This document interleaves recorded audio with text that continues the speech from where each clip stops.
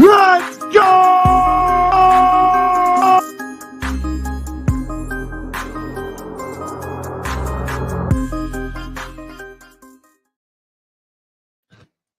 Welcome back to Hall of Fame College Football. I'm your host, Jason Watkins, and if you love college football, you're definitely in the right place.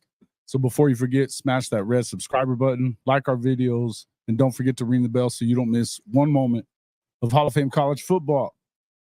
Lots to talk about tonight, folks. We're going to get into some of the big games going around the country this week. We'll talk a little bit about Oklahoma as well. I will be putting out a just my own little preview probably tomorrow on it as well. But we'll talk about it a little bit today, and then we're going to get into some of the bigger games around the country this week. The biggest one, I think, probably being that. Well, you've got the cocktail party, but I think that the biggest one really is Oregon at Utah. And I got an Oregon guy coming in right now. I met him on Coach I's show. This is our boy Kobe. Come on in. Let's see. Add the stage. Let's see. Gotcha. What's up, man? How you doing? Welcome to the show. I'm doing good, man. Thank you for having me, man. I'm excited. Hey, man. Cool. It's we hadn't got to do a whole lot of work together and stuff. I know you've been busy and stuff. But big game this weekend coming up. That Oregon at Utah game. We all kind of knew that USC was going to fall on their sword, but it was a matter of time. Let's be honest, man. It was a matter of time with Caleb Williams and the way that defense is so atrocious. They couldn't hold up forever. Yeah. But man, Utah is a formidable opponent, of course. We've had our fair share of battles with them. Mm-hmm. Cam Rising, though, I'm not happy that he's hurt, obviously, but the fact that we don't have to deal with him is always a plus. Yeah, and I would say that that's the thing is, I mean, obviously they're picked to win for a reason. Vegas has them. I think the last one I saw was I think it was 7.5 on it. I just think that they're a little better this year. I just when you start looking at it overall, Bo Nix has been playing really good, and they've got a defense to back it up too. So unlike the softest baby shit Lincoln team over there at USC, you guys can go out there and put up points, but you can also put a stop. And I mean, when they're playing a third string quarterback, you got to expect it. I mean, as much as I think that Utah's a heck of a team, and Coach Witt is a great coach, I just think that they're in a situation that they're probably not going to be able to handle this week. It looks like one of those. It basically is a elimination game for the playoff and probably for the conference championship as well. Although there's a few more games left to play, but I do feel like this is one of those elimination games. But how do you see it going? Yeah, like that's exactly why even I don't want to go into this game not taking these guys serious. Because we have a tendency sometimes to play down to our opponent or not play to our level of expectations. And anything can happen in college football, man. That third string quarterback can just light us up. You ain't wrong. You ain't wrong. Hey, man, Oklahoma almost took one on the chin from UCF last week, so I get it. It could happen. It could happen. You know what I mean? So, listen. What are you seeing the most? I mean, as much I've seen them a few times this year, and I really like their defense. I think their young guys on defense have really kind of come through. We've had the pleasure of having Big Dave on a few times, Uyunglele, so Mateo, and those guys are, they're kind of getting after it the last few weeks too, right? Getting some key moments and stuff like that to where, Mateo had his first sack last week, had a couple tackles for loss. And, who's that guy on the other side that's been doing really good as well? I always forget his name. The other freshman defensive player that's been looking real good. I know who you're talking about, but his name eludes me. Yeah. I know exactly who you're talking about, though. Yeah. But look, I mean, I just think that are you feeling pretty good about where they're headed defensively? It looks like that they really did, and Big Day talks about that a lot, that they went and used the portal up too, to make sure they have their guys. Right. I do love where we're at defensively, man. I was kind of hesitant coming into the season, of course, but that I'm like, man, we have Lanning as our coach. Like, there's no need for us to, for me to be as nervous as I am. And what surprised me the most this season is the fact that the contribution from these young guys is really helping us. It's really helping us defensively. I knew what we were going to be offensively. It was just defensively, I was worried. And so far, I love what I see. Even after losing guys like, Christian Gonzalez and everything like that, I was just out of it, right? I was like, okay, this isn't going to be probably not the best year defensively, but so far, I'm loving what I'm seeing from these guys, man. Landon has them ready to go. Hey, man, and he's a heck of a coach, man, and he's done really well recruiting wise and stuff like that. I think he picked up a couple of the guys on the defensive line that you got to get for this class upcoming, and he's been in battles. He's been in the battles with all the big boys, just like Oklahoma has, and that's one of the things that you've seen, that defensive line, and that's where it matters, and especially going to the Big Ten next year. That's where you're going to have to be better, right? Because they're going to run the ball. They're going to, and you're going to have to be able to shut them down and put pressure on those quarterbacks too. It is, like I actually love that we're prioritizing that now, because we are going to that conference. I want us to get back to the days back where we had the Eric Armsteads of the world. Where we had that, what I'm saying? When we had that defensive line that we could rely on, that we were just as big, just as strong. I love that he's getting back to that, because as much as we put in the offense, man, defensively, that's when if you can, defense wins championships, right? So if you can stop the run, if you can stop the pass, if you can get to the quarterback, you're gonna win games regardless. We know we can put up points. We've been doing this. I want to see us grow defensively. Yeah, and I think that's been Oklahoma. We've been looking for that the same way for years now. It's been 15 years probably since they had a real defense, and finally they're up there in the top of the scoring defense and takeaways and all that stuff that you would expect from Brent Venables. Right. That's and I think that, so I get exactly what you're saying. These guys are all asking, and I meant to have you do this before, but tell everybody how to find you real quick, Kobe. Oh yeah, so if you want to find me on Instagram, everything is at Kobe Orr, COBIORR, Instagram and Twitter, and for YouTube, my platform is called the Blitz City Podcast. Blitz and City is all together, the Blitz City Podcast. Blitz City, yeah. Find me at. Yeah, man, and I love you guys' show, man. The Blitz City stuff, and then you go on Blue Bloods quite a bit too, right? Always hanging around. Right, yeah, Blue, that's my guy. So we talk FBS, because I talk FCS Fridays. FCS the majority of the time on the HBCU football, but then on Fridays we do FBS Fridays. Where we talk about FBS football, because we love FBS football too. So gotta find something about that. So that's every Friday. Right. Yeah, man, and there's some of those guys there's some coaches over there in the FBS level that need to get their shot, man. Right? I think old boy over at Texas State is going to get it pretty soon, right? What's his name? Texas State is FBS, right? The Bobcats. Yeah. They oh no, they are FBS, I guess, but no, I thought they were FCS. No, I think they're Group of 5, I believe. Okay, Group of 5. You're right. They did move up there. Anyway, I like the Blitz City Podcast. Anyway, you guys do a great job. Anyways, man, y'all's call-in shows and stuff. When you guys do your call-in shows, man, it's a trip. Man, I was telling Coach I said, "Damn, man, they take some heat." The call-in shows, especially around the time Deion Sanders was at Jackson State. Oh my God, good Lord, we got the biggest characters calling in.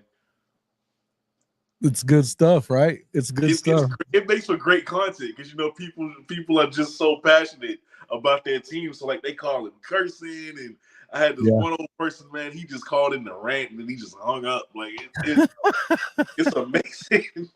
He screamed about it for a few minutes and then just hung up. I love it. That was his therapy. That's pretty much how these USC fans have been all week, man. They're just losing their mind. I get it. Because it's like, man, Lincoln, we know you were going to be great offensively, man. But at some point, you are going to have to realize that you will not get far without defense. It will not happen for you. And you would think he would learn his lesson. But he's still going about it the wrong way. So I don't feel bad for Lincoln. You're banging your head into the wall. How many times you got to get your ass kicked by other teams, in big games? My God, man. And it's not even just the defense part either, Kobe. With me, and this is something I've been talking about, Marshawn Lloyd is one of the best running backs in the country, and he barely carries the football. Right. So it's right. Your defense is already in trouble because they got a trash ass defensive coordinator. Mm-hmm. But then you got them on the damn field all night. They're like 115 in time of possession. They're not. I mean, run the ball a little bit. The CU game, they're up 41-14 late in the third quarter, and he don't get the ball again, and they almost lose this shit. Hell, if Colorado would have just played with some freaking urgency down the stretch, they win. You know what? I was such a big fan of Marshawn Lloyd when he was at South Carolina. Bro, was a star, bro. Like every South Carolina team, I'm just watching. So I was a big fan of him, and I was a little upset when he left to go to USC. But I was like, okay, I see why you did it. For him to go over there, for you to get a guy like that, and see him flash that ability when he does get the ball, and you still don't want to balance that offense out a little bit. I don't get the mindset behind that. That you have a star as well. You don't have to put everything on Caleb. You have a guy right here. Yeah. Yeah, and I mean, you take some of the heat off of Caleb too. Yeah. Stephen G subbed to Blitz City. Good deal. Everybody should jump over there and check them out, man. It's a great show. I've been enjoying it myself. So, and Shawty was asking, what's the ultimate goal moving forward? Are you still looking natty and stuff? I mean, it's got to be right for Oregon. Of course, I think that's always been the goal. That's what's been eluding us for so far. We have the Rose Bowls. Okay, we got the New Year's Six Bowls. We want a natty, and we've been twice. That game versus Cam Newton still haunts me to this day. Okay, that loss to Ohio State still makes me upset just because who were we even that night? But yes, we want a natty, and that's the next step. I do think we kind of need to get back to what we were as far as recruiting wise. Even though we're doing a good job, I think we can be better. Like I want us to get because we are a perennial program. We're Oregon. Right. We have the facilities. We have the notoriety. We got the uniforms. Why? I honestly feel Knight when he gets frustrated because it's like he's given us the resources. He's given us everything we've asked for. Why can't we deliver a natty? I know he wants it more than anybody, but why can't we deliver it for him? So I think Lennon is the guy that can do it for us. But yeah, that's a hell of a coach. He's a hell of a coach. I think he's doing a great job. I think that obviously the Oregon State game is going to be a big one for you guys. That if and this is a big one this weekend. Because Coach Witt, he's kind of had his foot in everybody's ass in the Pac-12 for the last few years, man. He really has. And so to get this one going, you're going to kind of have to get it done. But yeah, let's see. Dweezy, hey, man, welcome to the show, guys. Welcome everybody to the show. We got a lot of folks in here. I hope everybody did wipe their feet. Thank you for doing so, Dweezy. Make sure you hit that like button. Subscribe if you're not already a subscriber. But make sure you guys get over to the Blitz City podcast and subscribe to Kobe's show as well. They do a heck of a job over there. He's also on the Blue Bloods a lot over there. If you don't watch the Blue Bloods, hey man, that is a lot of fun. That show is a trip. If you like Feinbaum back in the day, when it was just calls, you know what I mean? This is calls on another level. Right here. Listen, Blue is probably the most knowledge-filled guy when it comes to sports that I've ever met, man. Y'all have to go for the Blue Bloods if you haven't already. Yep. Injury update on, are we talking? Oh, she must be talking Jalen. Your guess is as good as mine on Jalen Daniels. Look, I don't think you'll know anything until Saturday, whenever he either suits up or don't. Here's the thing: Jason Bean has been good for Kansas. You know, he's played more than Jalen has. As electric as I think Jalen is, I think you should be probably more worried about Jason Bean because he's the one that won't be rusty. So, you know, I think in the end, I think what we need to do, if you're Oklahoma, and this, I've said this a lot, you got to just go in there and handle business. You can't have any more, you know, moments like what you had last weekend. I can understand what happened last weekend, but we talked about it on K. Chris's show just a few minutes ago. It's just time to get in there and handle business. Rain does have the flu. I saw that. That could be a problem. I mean, you know, who's to say it could be all the way through? It could be all the way through the freaking team by Saturday. Who knows, right? But what a nice little surprise for Kansas, right? Like going from Jaden Daniels, and we're like, okay, we got a guy at quarterback, and now you get Beans come. Like you got two guys. Like I'm happy. Yeah. For them. Well, Bean was their starter 2 years ago, and they almost beat Oklahoma. Then Caleb Williams had to pull a rabbit out of the hat for that one. You know, he literally pulled the ball out of Eric Gray's stomach. I still remember that. Right. And then what was it? Well, then last year, I mean, they put up 42 on Oklahoma last year in Norman. So, you know, the thing about Jalen is good as he's electric, man. There's no doubt about it. He's electric, but he's just had a hard time staying on the field, man. He seems to always have something going on. And you've been hearing a lot of stuff about that maybe he just don't want to play, or, you know, he's trying to sit out or something, which I don't think that it doesn't seem like he's that type of kid, but maybe, I don't know. You never know. And you know how fans are. If he's not in the game and they want him in the game, you know, people get a little lot of stuff can go through your head at that point, you know, especially in this day and age in college football. Yeah. You know, you feel like people don't really want you no more. They don't really appreciate you. Your mind could be on that transfer portal and getting up out of there. I'm not saying that's where he is, but I think he's looking at the NFL probably because he's ready to rock at this point, you know. And look, man, as good as he is, he could definitely go high in the draft, or I mean, at least the first couple of days, because he's that good. He could throw the ball well.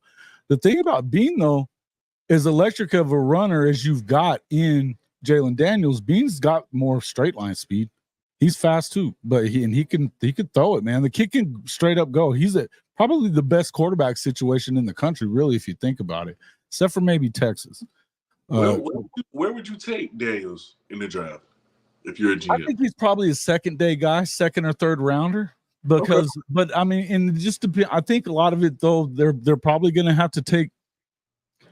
I think that the league will probably have to, you know, weigh his health, because health is always, you know, they always say, you know, your best ability is availability. So if you're not ready to rock, then who's to say? But I don't know, man.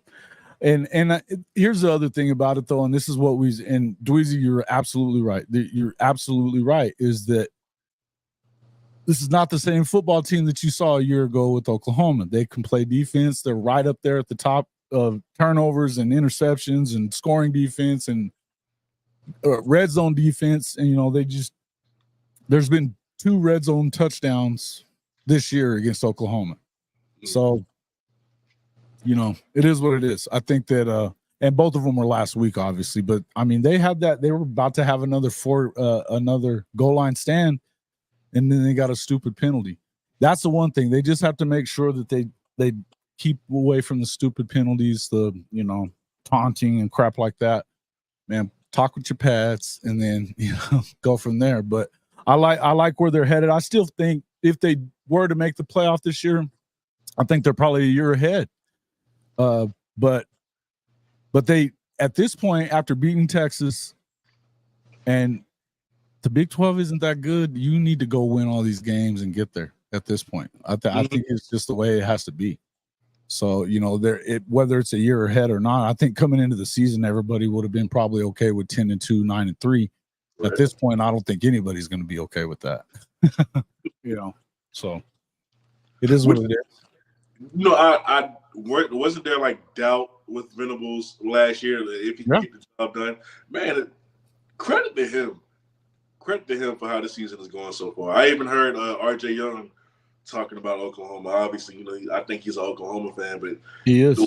Yeah, so I heard him talking about it like on the way to work this morning. I was like, man, I didn't know they were doing that. Because obviously I wasn't following up with Oklahoma a lot, but I was like, man, I didn't know they were doing it like that. So credit to y'all, man. Look, and you know, you were on that show that night that when I was messing with Stat Guy, and then USCJ came in, and you know, he kind of came at me a little bit about what I was saying, but we've been right over here in Oklahoma about what the hell was real between, because I said it after 49-0 last year. The week after that, I said, look, I don't care what happened this weekend. I don't care that this is the leftover Lincoln team right now.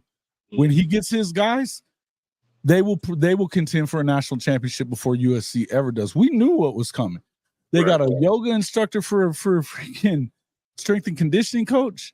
They've got a sorry ass. I mean, listen, they've got a terrible defensive coordinator. But on top of that, the biggest thing of the whole deal is with USC is they have a coach that really believes he can win with one face. Oh my God. I mean, look, you can't. We know this. But seriously, though, that's what he believes. He does believe it. He's hard-headed. He's that much in his, you know, he just won't. And Leach was kind of like that, but not that way. You know what I mean? It's just so crazy. And I don't know, man. Everything that's been going on this week, it makes you wonder if he's even going to be around next year. Everybody in here will probably tell you that he's gone. You know, to the league, following Caleb. I don't know. Spending so much money on him just for him to be gone that fast. Yeah, but he's been exposed though, Kobe. I mean, damn. It's like I said, everything that not just I said, every Oklahoma fan that knows anything about football has been saying the same shit since he left. It's like, yeah, good, go. Now, the shit he did on his way out was shady. That's why they're mad. You know, you hear USC fans, oh, you guys are just sour grapes and you're acting like a jilted lover, blah, blah, blah. No.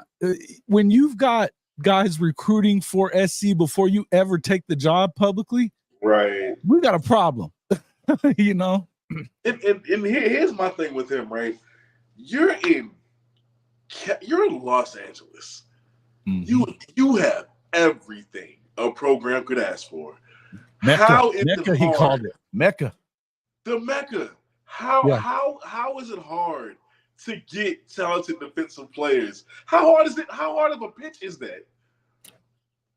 And that was the other thing he said on the way out, that why he left was because you couldn't recruit elite players to Norman, particularly on the defensive side of the ball. Well, no, we know you can't, but Brent Venables can.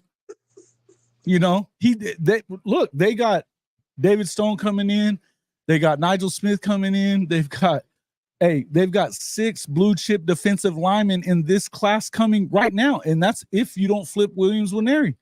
Look, if I'm over him, if I'm over Lincoln, I'm like, if Prom could get Florida boys to Colorado, there is no excuse for why Flip City too. Right now, the guys he did get are all flipping.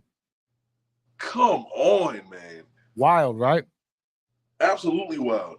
And then they weren't even visiting Colorado when there was no snow. It was snowing. Yeah. What's your excuse, Lincoln? Yeah, dude, what are you doing? Yeah, but here's the thing: unless you get a real defensive coordinator and prove that you're not going to leave them hanging out to dry like he does, why would anybody want to go? You got Mateo Uyunglele was right there in town. On the national championship high school team, he was the #1 defensive end guy, or depending on which service you're looking at. Shit, he didn't even. I don't think it was really close. He knew he was going to get development in Oregon. Right. And great for us. But I just look at him and I'm like, but how do you let that guy get out of town? How? You have Modern Day. You have St. John's Bosco, like all right here in your backyard, and you're not. I just don't get it, man. It's wild. It's no excuse for not having a defense. It's wild. Well, and the defensive coordinator's trash. But I'm telling you, the reason he's still got a job is because he's been. I'm telling you, he has been the catcher of all strays headed towards Lincoln up until the last couple of weeks. That's why he stayed. Because they've been wanting to fire him. How long do you give him after Caleb leaves? Oh man, he missed a couple of days of practice and stuff this week. I mean, he could have very well been looking for a job this week. Who knows? But I wouldn't put it past him. Hey, listen, that's what he did. After the Baylor loss, and then he didn't show up for his media availability that Monday. Same thing as this week, and he said the same thing too, that he was sick or somebody was sick. Yeah, sick. And everybody knew his ass was flying around somewhere. Everybody thought it was LSU, but apparently it wasn't. But it's a big smoke screen. I don't know. The thing is the money's so big, though. That's what gives me pause on, okay, does he try to figure it out? Does he go ahead and fire Grinch and bring in somebody else and see if he can get this going? Because if you don't realize by now, Lincoln, that they're not bullshitting around at USC about wanting you to put a defense on the field, because as good as their offenses were when they were winning with Pete, it was defense that won those things for them. Right. It was. Mm-hmm. You know. Yeah, the guy's got real problems, bro. Real problems. And I can just imagine like the boosters at USC wanting the program to get back to what they once were, and to have like said this week that the boosters are all like, where the hell is our money going? What the hell are y'all doing? I mean, my God, man.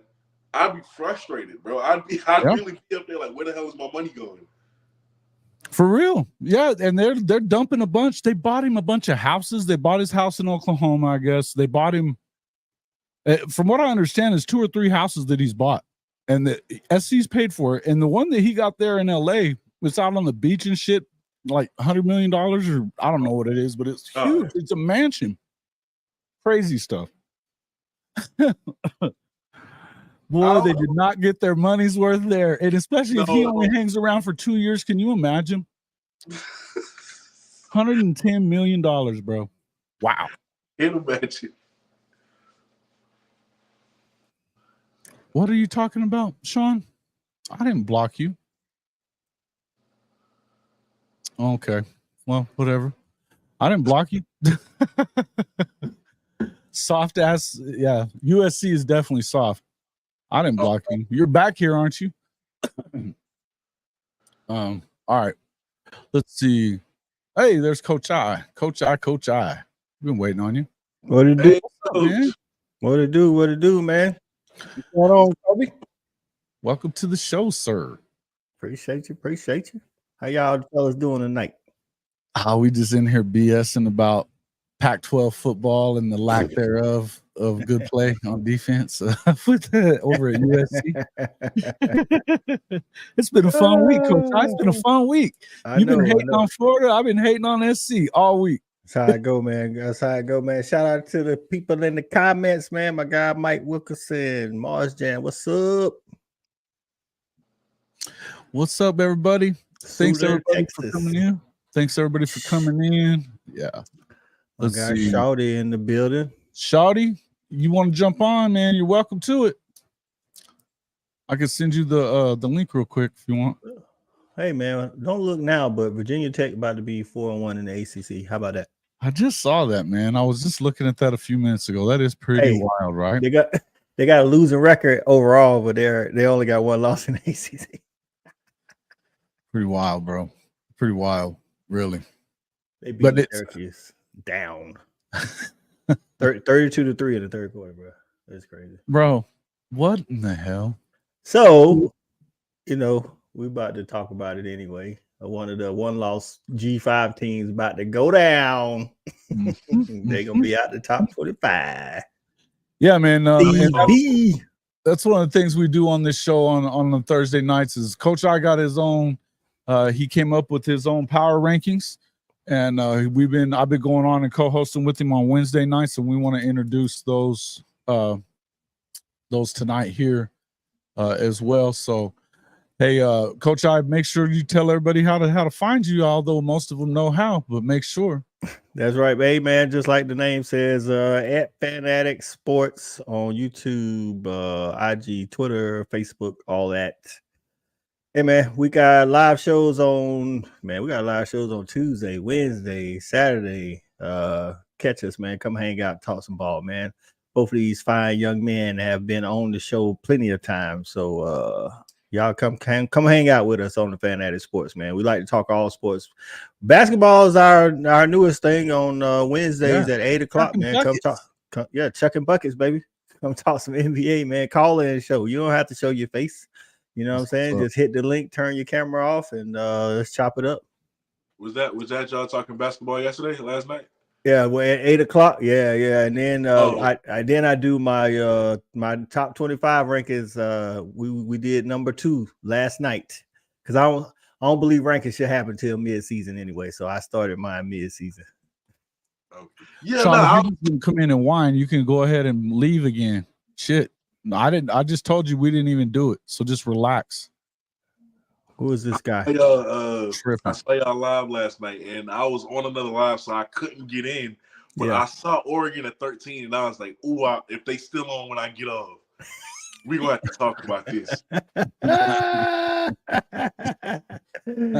Oh, listen, man. So before Jason pulls, he has the graphics, man. We'll talk about it. So my criteria tried to take as much subjectivity out of it as possible. It's kind of like the old BCS system a little bit, except for I was able to come up with the formula instead of some computer or whatever. So of course I take wins and the amount of wins that you have, which at the end of the day for the top 25 teams, especially top 10, that's going to all equal out. They're all either going to be 11-1, 10-2, or 12-0. You know what I'm saying? So amount of wins, average score margin, how bad you beat somebody. You know what I'm saying? That's kind of like if you're not playing a hard schedule, you should be beating them like Michigan, like they're not a hard schedule. Now the thing is, I did let them know last night that the website I used to get the average score margin doesn't take into consideration FCS teams. So if a FBS plays a FCS, that game doesn't count. It's only FBS versus FBS. You know what I'm saying? So then I'll get to that one. Then the number of Power 5 wins you have. Then the number of Power 5 wins you have on the road. That's how I come up with the 25 best teams. Once I come up with the 25 best teams, then I add in top 25 wins, the number of wins you have against my top 25. And that's how some people move up or down. Okay. I like it. And I tell you, and again, just to reiterate, these are not his opinion. It's not by his opinion and who he thinks is the best, because that's, as you're going to see, his squad that he thinks is still the best ain't in the top 4. So they ain't even in the top 4. Yeah. So we'll get to that. Let's jump off with we'll go with the number 25. Go back to Steve G's question right quick. Okay. Yeah, it's so he wanted to know if the CFP rankings would affect my power rankings. No, it doesn't. I start out. Oh, and another thing, Kobe, I will tell you before, as I'm coming up with the 25 best teams, another thing that's taken into consideration, automatically undefeated teams go at the top. Then 1-loss teams, then 2-loss teams. Now G5 is considered in the undefeated and the 1-loss. Once you lose 2 games, G5, you out there. Right. You know what I'm saying? So like you'll see when the rankings come out how that's explained. Like if you're an undefeated team, before I take in top 25 wins into account, if you're an undefeated team and initially you go above the 1-loss teams. Now some 1-loss teams can move ahead of you with top 25 wins, of course, because G5 ain't gonna have a lot of top 25 wins. You know what I'm saying? Right. So you'll see them. Go ahead and drop them, Jason. Drop them. Here we go. Number 25. Oh, wrong one. Wrong one. Here we go. 25. UNLV. I think this is the first time they've ever been ranked in anything. Yeah. Speaking of number 24, Georgia State is losing to Georgia Southern currently 34-13 in the third quarter. So they will be, if that continues, they will be out, which will make room for another 2-loss team to come in. And who knows what happens, this weekend. Some more 2-loss teams may get up in there. Straight up. Yep. So you've got Tulane, Toledo, and LSU rounding out the 25-21. Go back to stay right there for a minute, Jason. Like when I take the top 25 into consideration, just to let Kobe know. So in the initial, when I came up with the 25 best teams, before I even took into consideration how many top 25 wins they had, LSU was number 25. But because LSU beat Missouri, who's higher up in here, they moved ahead of these one-loss teams. Okay, I got you. Yeah. All right, Jason. All right. Next up. Oh, I keep going the wrong way, huh? Whoops. Where the hell? Oh, you had it. You had it. Next one. Right there. Yeah, right there. Right. Oh, no. No. You must have didn't download the other one. I've got it here. Give me a second. Yeah, 20. We're missing 16 through 20. That's what it is. Damn it. It's got to be here. Well, maybe not. Let me check it. Let me get back in my email here. Appreciate you, Dweezy. Am I saying that? Dweezy 5000 say makes sense so far. He liked the back five. Listen, man, y'all have some G5 friends. Y'all tell them Coach I showing them mad love in the top 25. Absolutely, Coach I, that's what he does. Hey, man, it's the formula. Spit it out. That's just what it is, dog. You know what I'm saying? It's not necessarily saying who I think would win on the field. I know it isn't. I know that's what we've been saying. You know what I'm saying? We've been saying that. So that's the whole deal, is it? And while you pulling that up, man, a lot like my brother hit me with some stuff. He hit me with an article somebody wrote that said when the playoff committee does their first rankings next Tuesday, they might not have Georgia in the top 4. And he was like, they're trying to keep y'all out of the playoffs. I'm like, man, it's the first ranking, bro. I'm like, it really, if Georgia take care of business, it really does not matter. That's what, like, people see these rankings. And then people got 16 to 20, and then they be like it's ever changing. You know what I'm saying? Each week it's a new top 25. So you got UNC who fell out of the top 10 because of that loss to Virginia. Hey man, and you got to say, I know somebody had said this morning that I was listening. I mean, it may have been Pate that was saying he felt like Carolina dropped a little far. No, they didn't. Virginia's probably the worst team in FBS. They didn't drop real, dog. I'm gonna be honest with you, dog. If I'm just talking about like what you deserve, if you're a top 10 team and you lose to an unranked team, you should fall out the top 25. I'm just keeping it real, dog. You was being generous putting them there. Mike became a freaking mod like days ago. It could have been Adela. It could have been, I don't know who it was, but I'm going to tell you right now, everybody was waiting on you to come back in here and get to talk your shit about Lincoln Riley. So if you got a problem, get the hell on out of here now too. I think you talking about that guy, Sean? Yeah, he's on my damn last nerve. And you're whining about freaking somebody kicked him off of the damn thing. You know what? Nobody here was wanting to kick you off because we were waiting for you to show up so we could tell your ass what was real. Oh, shut up or leave. Wow. Hey, man, we just had to talk some football, dog. Really? He's in here bitching instead of talking football. He's just here to talk some football, man. Golly. Sorry, guys, but damn. Oh, no, you good. Man, your Bulldogs losing right now, dog. Yeah. Your Bulldogs are losing right now. Hey, that's why I turned off the game and came on this live. I don't want to know the score, man. Okay. I won't do it. I don't even want to know. They light me up on Twitter right now, bro. I don't want to go. Oh man, but you see another G5 there. Fresno State 6-1. Fresno State's the real deal, though. Fresno State can play some ball. That's what I'm saying. So, again, taking as much subjectivity out of it, just trying to be objective with the formula. You can go to the next one.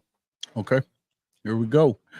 Next up, number 15, Oregon State. Oregon State, man. Listen, Oregon State got that win over Utah. That was a huge win. That Pac-12 race is getting kind of thick out there because all of their losses are in conference. Oregon's losses in conference. Oregon State's losses in conference. Utah's losses in conference. So that Oregon-Utah is an elimination game. Yeah, Oregon-Utah this weekend is an elimination game. So I think Oregon's going to take that one, but if they get caught slipping, man, they're going to be pretty much eliminated from that thing.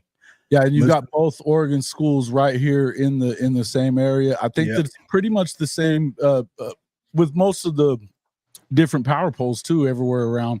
I think you're right. I think you're right on point with it right here. Yeah. The only one that everybody's kind of like, well, Liberty, what? That's that undefeated thing, but it is what it is, and they could theoretically, hop in there. I don't know what it's going to look like whenever you see the actual CFP. Yeah. I think Liberty will be somewhere around 22, 23, something like that. But what's crazy is with my formula, I mean, the teams behind them with one loss, if those people were to complain, I would say, well, you didn't do enough in the other categories, because once you reveal the 7 through 10, you'll see 2 1-loss teams ahead of these G5 undefeated teams. So apparently those 2 teams did enough in the other formula areas to move ahead. That's all I'm saying. Yeah. No doubt. And I think that, again, it's your formula. It's not your opinion here. It's your formula, and this is where it's working. And I think that it's always going to work itself out by the time all is said and done. And that's what we talked about that last night. So okay, let's now that's getting down to the top 10. So we go 7 to 10. Yep. Yeah. Let's go 7 through 10. There you go. You got Air Force 7-0. Some people say Air Force is better than James Madison. I don't know. I don't know about that. Yeah, that's what I'm saying. I think James Madison played some good ball, bro. And I'm gonna be real with you. Like, I was thinking about it today. So we all think Penn State is a good team. They just wasn't better than Ohio State. But at this time, who has Penn State actually beaten? That tells us they're a good team. I mean, honestly, West Virginia is their best win. And I mean, let's think about it. If we think about what West Virginia, who did they lose to? I don't know, but just think about what they've done. And that's what I'm saying. Their best win is West Virginia. For instance, James Madison's best win is Virginia, who just walloped North Carolina. So do we know without a shadow of a doubt on a neutral field that Penn State can beat James Madison? I would suspect that they can, but I don't know. We think they can. Like, I think they can, but maybe. I mean, hey, we thought North Carolina was head and shoulders above Virginia too, right? They should have been. Yeah. Yep. True that. All right. Now we're going to get into your top 6. There it is. Number 6, UGA. Number 5, Florida State. Number 4, Oklahoma moves into the top 4. Number 3, Michigan. Number 2, UW. And number 1, Ohio State. That's right. And then me and Jason talked about on the show last night. If I was doing this just off of what I think, Ohio State would still be number 1. Washington would be number 2. I probably would just switch.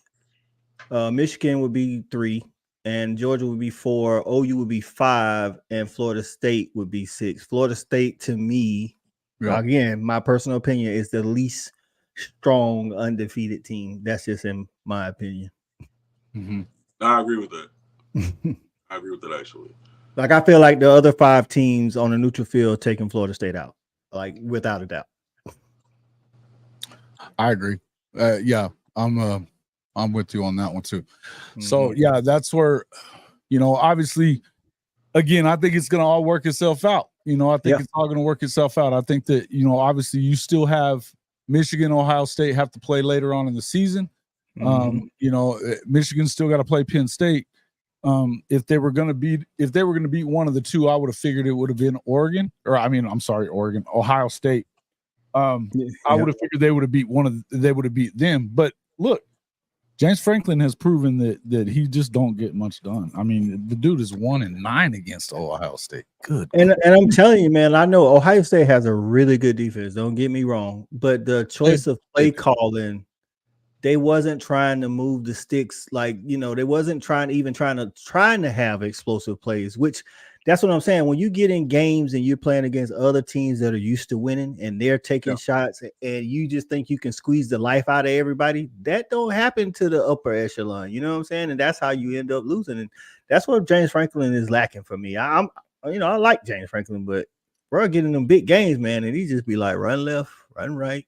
I mean, dude, it's the same way I kind of feel about Sark. As much as he can call it as a coordinator and isn't scared, Quinn Ewers we've been calling him check down Quinn for weeks because everything's 10 yards. I think it may be worse that Malik is coming in for everybody. That Malik is, well, he got a big old arm. And I think he'll take some shots. I don't think they're going to open the whole thing up for him as far as the playbook's concerned, but I think that he will take shots. And I think that that could be dangerous for everybody. Kobe, don't look at the score when you get off the live. I'm just letting you know. Man, how much did bro? And I'm not even kidding. Since I told you that they was getting beat, the other team scored 14. So that was just like 5 minutes. Something? Yeah. Oh my God. What the hell? It's getting ugly, dog. And it's it's in the third quarter, by the way. It's third quarter, like 14 seconds left in the third quarter. So they got a whole nother quarter. Good grief. So I'm saying, like when we started the top 25, I told you the other team had 48. Put a running clock on. Bruh, it's getting crucial out there, bro. Oh, God. That right there is a reality check for anybody. I don't care who you are. You know what I'm saying? Like last year, we pretty much put that thing on Oregon. They reality check. They came back strong. You know, some people come back strong. Some people fold under the gun. So it's not even at this point. This is a loss regardless. You know what I'm saying? Yeah. It's how y'all come out next week, and I don't know who y'all play next week, but that's what's gonna tell what kind of team y'all got. What's going on, Kim? What's up, Kim? Welcome to the show, sir. Glad you're here. Glad you're here. So yeah, I got Oregon at 13, man, but I don't think that's bad. I think if Oregon wins out, and then again, conference championships are gonna weigh more toward once, you know. So if they win out, I think everything's still on the table. They still have so I mean, you got to think about it. They've got they still have to. I mean, they got to play Oregon State, and Oregon State is the real deal. They're playing Utah tomorrow, and then they get. I mean, obviously, you know, I'm not too concerned about. I think that they'll just blow freaking SC out of the water, but yeah, I don't think SC got anything. I mean, you're going to go out there and you get them at home too, and then you might get, if you can get through these games without another loss, then you get. I mean, of course, you're gonna have a CFP bid because you're gonna have to go in there and probably beat Washington again. I want that Washington game again. Well, that's what we were talking about last night. It's not like you know, Washington just did y'all because y'all had the lead into the last minute of the game. You know what I'm saying? And Washington had to do a little late game heroics to come back. So, I mean, I think Oregon's right there. It's not, but y'all don't have no easy schedule. And I said that at the beginning of the year. Pac-12 is brutal, bro. They brutal. It is. It is. I mean, the danger is that you could just cannibalize yourselves. I mean, but yeah, because Cal's not a good team, but the Cal can score. I think you guys will beat them too, but I'm just saying, you got Cal. I'm gonna tell you the tricky game. Y'all get the rest of these guys at home. I think as long as you win in right circles, you know Utah don't lose a lot. I know they don't have Cam Rising, but as long as you win there, or Arizona State might be a tough game, bro. And that's because everybody that's traveled to Arizona State has struggled. You know what I'm saying? Shawty, what makes you think Florida State's going to be unbeaten? I just got to know. I depend. I don't think the CFP would take Florida one-loss Oregon over Florida State. No. I don't think so. I don't think they would. But then again, I don't know. Listen, I'll in the pack. This is what I tell people. So next Tuesday, when they come out with the first rankings, pay attention to what order they are, or what order the teams are. Not to get mad or be happy or whatever, but to see what they deem is important. You know what I'm saying? Like if let's say they got Georgia at 4, obviously they are taking into account strength of schedule. So Oregon's gonna have a strength. If they win out, I don't care what the rest of the team's doing. None of Oregon State ain't gonna lose more than maybe 1 or 2 more if that. Utah, they've already played SC. They're about to play Oregon, and after that they got Oregon State. So they might not lose, but 1 or 2 more. So all of those Pac-12 teams could still be in the top 25. And if Oregon wins out, now you got to win over Utah, win over SC might stay in there. They 24 right now, but we'll see.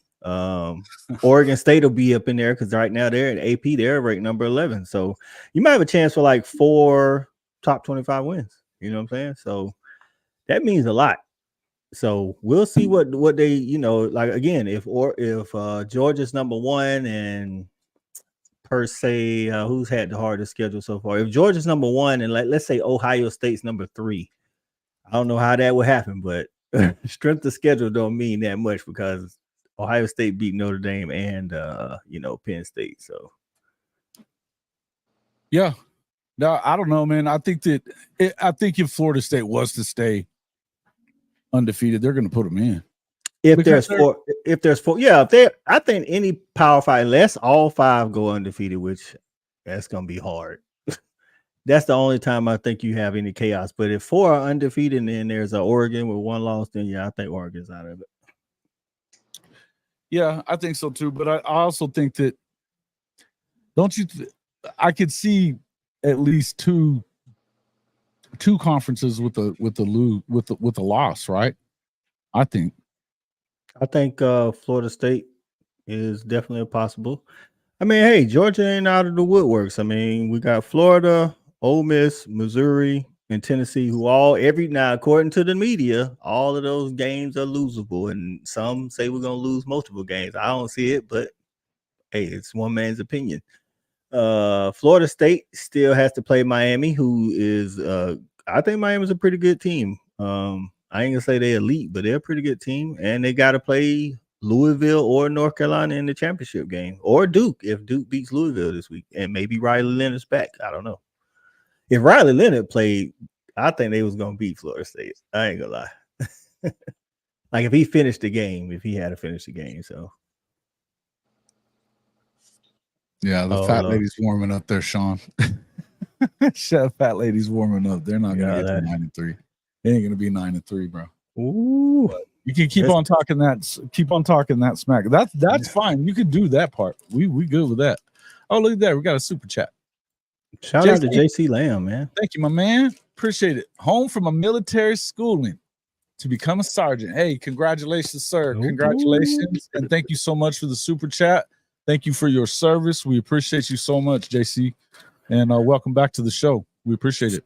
That's right. Steve G said there could be no 12-0. That is correct as well. That's why it's so important that Oregon wins out, or whoever is the one loss, they win out. Alabama, or if Georgia was to lose, honestly, we haven't had 4 undefeateds yet. You know what I'm saying? So the numbers say it's not going to happen. Yeah, I don't see it happening. I don't see it happening either. So, he said we was talking about 9-3. He was talking about SC going 9-3. OU. Oh, remind everybody what you had SC doing this year there, Sean, Mr. Smart Guy, about college football. Who y'all losing to? Y'all ain't got but 5 games left. I don't know. I guess he said tomorrow. He said they're going to listen, but that's what I'm saying. Like one of the tough games, I think, because of just they're good at quarterback, man. Yeah. Run the ball well too. I'm just saying, like, even if we say, let's say he thinks OU isn't as good as we think they are. Okay. What has the rest of the Big 12 been? You know what I'm saying? It's trash. I mean, one reason. Listen, man, I always say a good schedule will help you get to that conference championship and possibly the CFP. True that. It is what it is, though. And that's where, listen, I've not drank the Kool-Aid and said they're winning nothing, or, I said they can. I think that they have the ability to because of the way they play defense. Yeah. But at this point, when you go beat Texas and you've done what you're supposed to do at this point, and your schedule is this, you need to get it now. You need to go undefeated and you need to get in. I still believe they're probably a year ahead of schedule if they get there. Could be. So, Kobe, Oregon. Never know. How many games you think y'all got it the rest of the way? I do think we got it the rest of the way, honestly. So much hype surrounding the Washington game. I mean, I knew that was going – we've been kind of back and forth with them for the last couple of years, so I knew that was going to be a close one that we could potentially not pull out, but I don't see us losing to Utah. Oregon State, DJ Uyunglele, I mean, my God, the turnaround has been great. I don't see us losing to them either, though. I just think we have just enough over everybody else that we play to squeeze those games out. Like, unless we play uncharacteristic, which we can do. We have a history of doing sometimes. But unless we come out and play unfocused, I don't see us losing to the rest of these teams. I'm with you. Like I say, Oregon State, you're not concerned about Oregon State much? It's not that I'm not concerned about them, because I do think they will give us a good game. It's just I don't think DJ enough, but can just pull that game out over Oregon. I just don't see it happening. Not over the oldest man in college football, Mr. 4 consecutive starts. He bet not. Listen, I think, like you said, it's not that you don't think they couldn't win. I just don't see it. Like I don't think Oregon State. Like I think Oregon's defense is better than Oregon State's, and I think Oregon's offense is slightly better than Oregon State's. I think Oregon State's going to put up some points. It's a rivalry game. It's also at Outson, so there's that, and you guys don't lose there very much. So. If this was like a couple of years ago, I wouldn't look at Oregon State like, please, like, why are we even talking about it? Yeah. No, I respect them enough to not do that. I just don't think. Listen, they got a good front seven on defense. They got a good running game. DJ's playing good. The secondary leaves something to be defenses, bro. Hey, DJ is reading defenses, and shout out to Bucky's. Shout out to Bucky's. I was just about to you beat me to it. But their secondary leaves something to be had. You know what I'm saying? But I mean, if we go component for component, Oregon State's run game is good, but I'd take Oregon's run game. You know what I'm saying? I think Oregon State has some wide receivers, but I'd take Oregon's wide receivers. Right. Defensive front. It might be a wash defensive front, but then when you add the secondary, I'm going Oregon, and I think it's going to be a good game, man. It's just like, be honest with you, it could look a lot like that Washington-Oregon game, but I think Oregon is going to come out on top, so.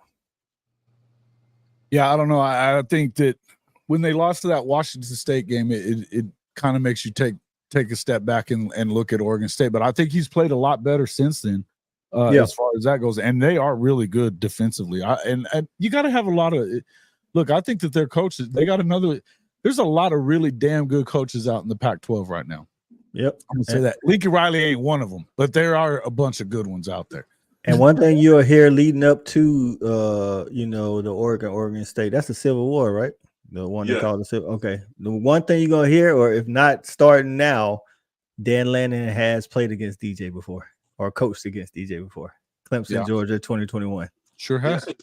So, you know what I'm saying? I'm pretty sure, he's going to try to, press some of the same buttons. DJ's better than he was in 2021. I will say that. Yes. But hey man, it don't help when you keep getting up off the ground.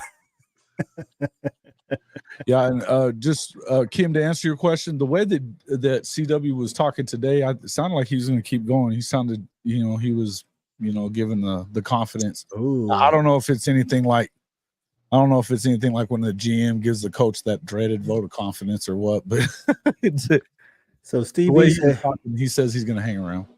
Steve B's talking about the Kansas OU game being cold and rainy and windy.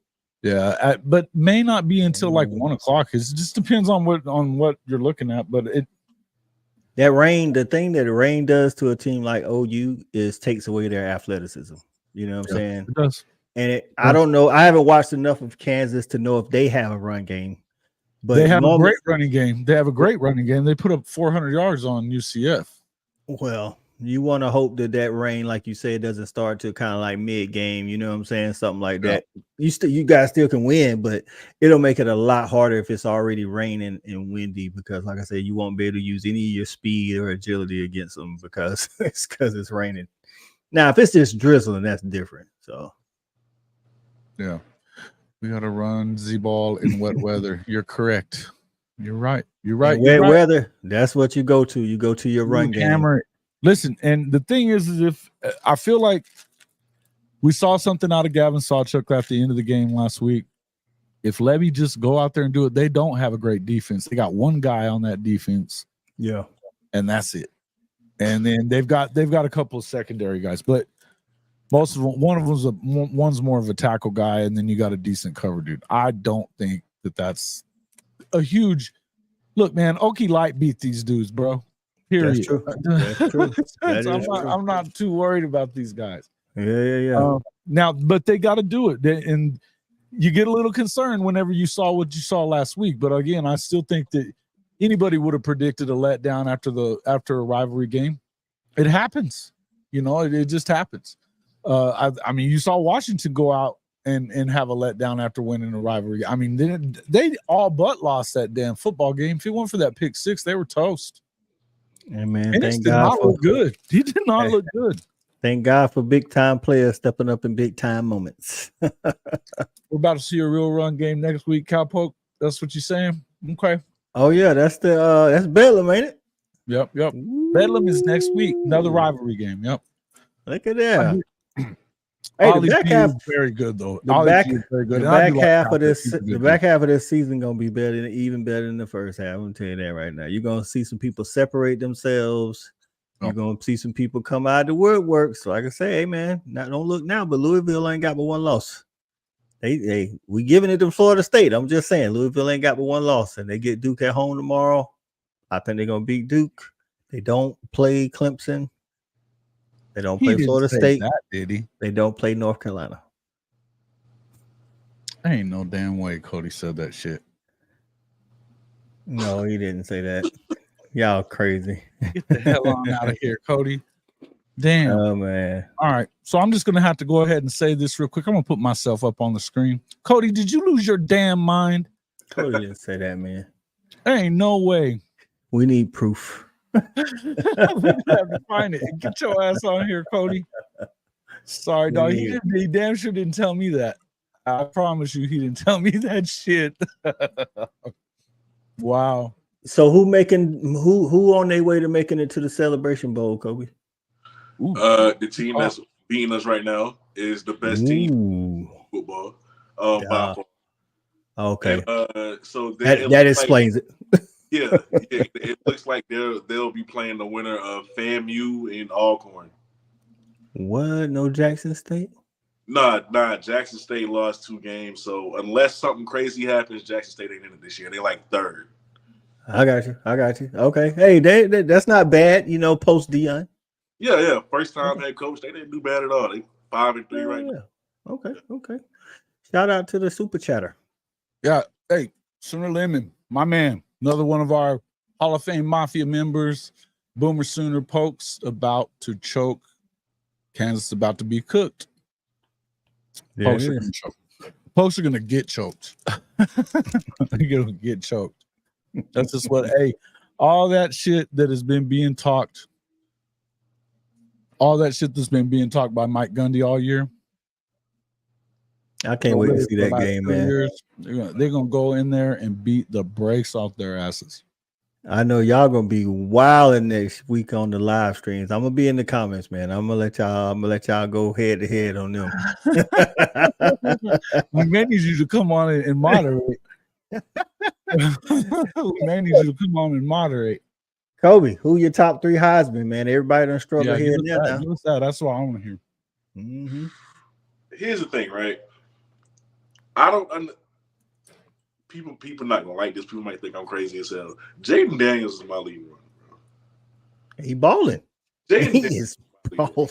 I look at the rankings and he's like at number 3, and I'm just like, okay, is it the record? Because statistically, he's like top 2, top 3 to every major statistical category. Yeah. But it's like, what do we, so for me, it's Jaden Daniels.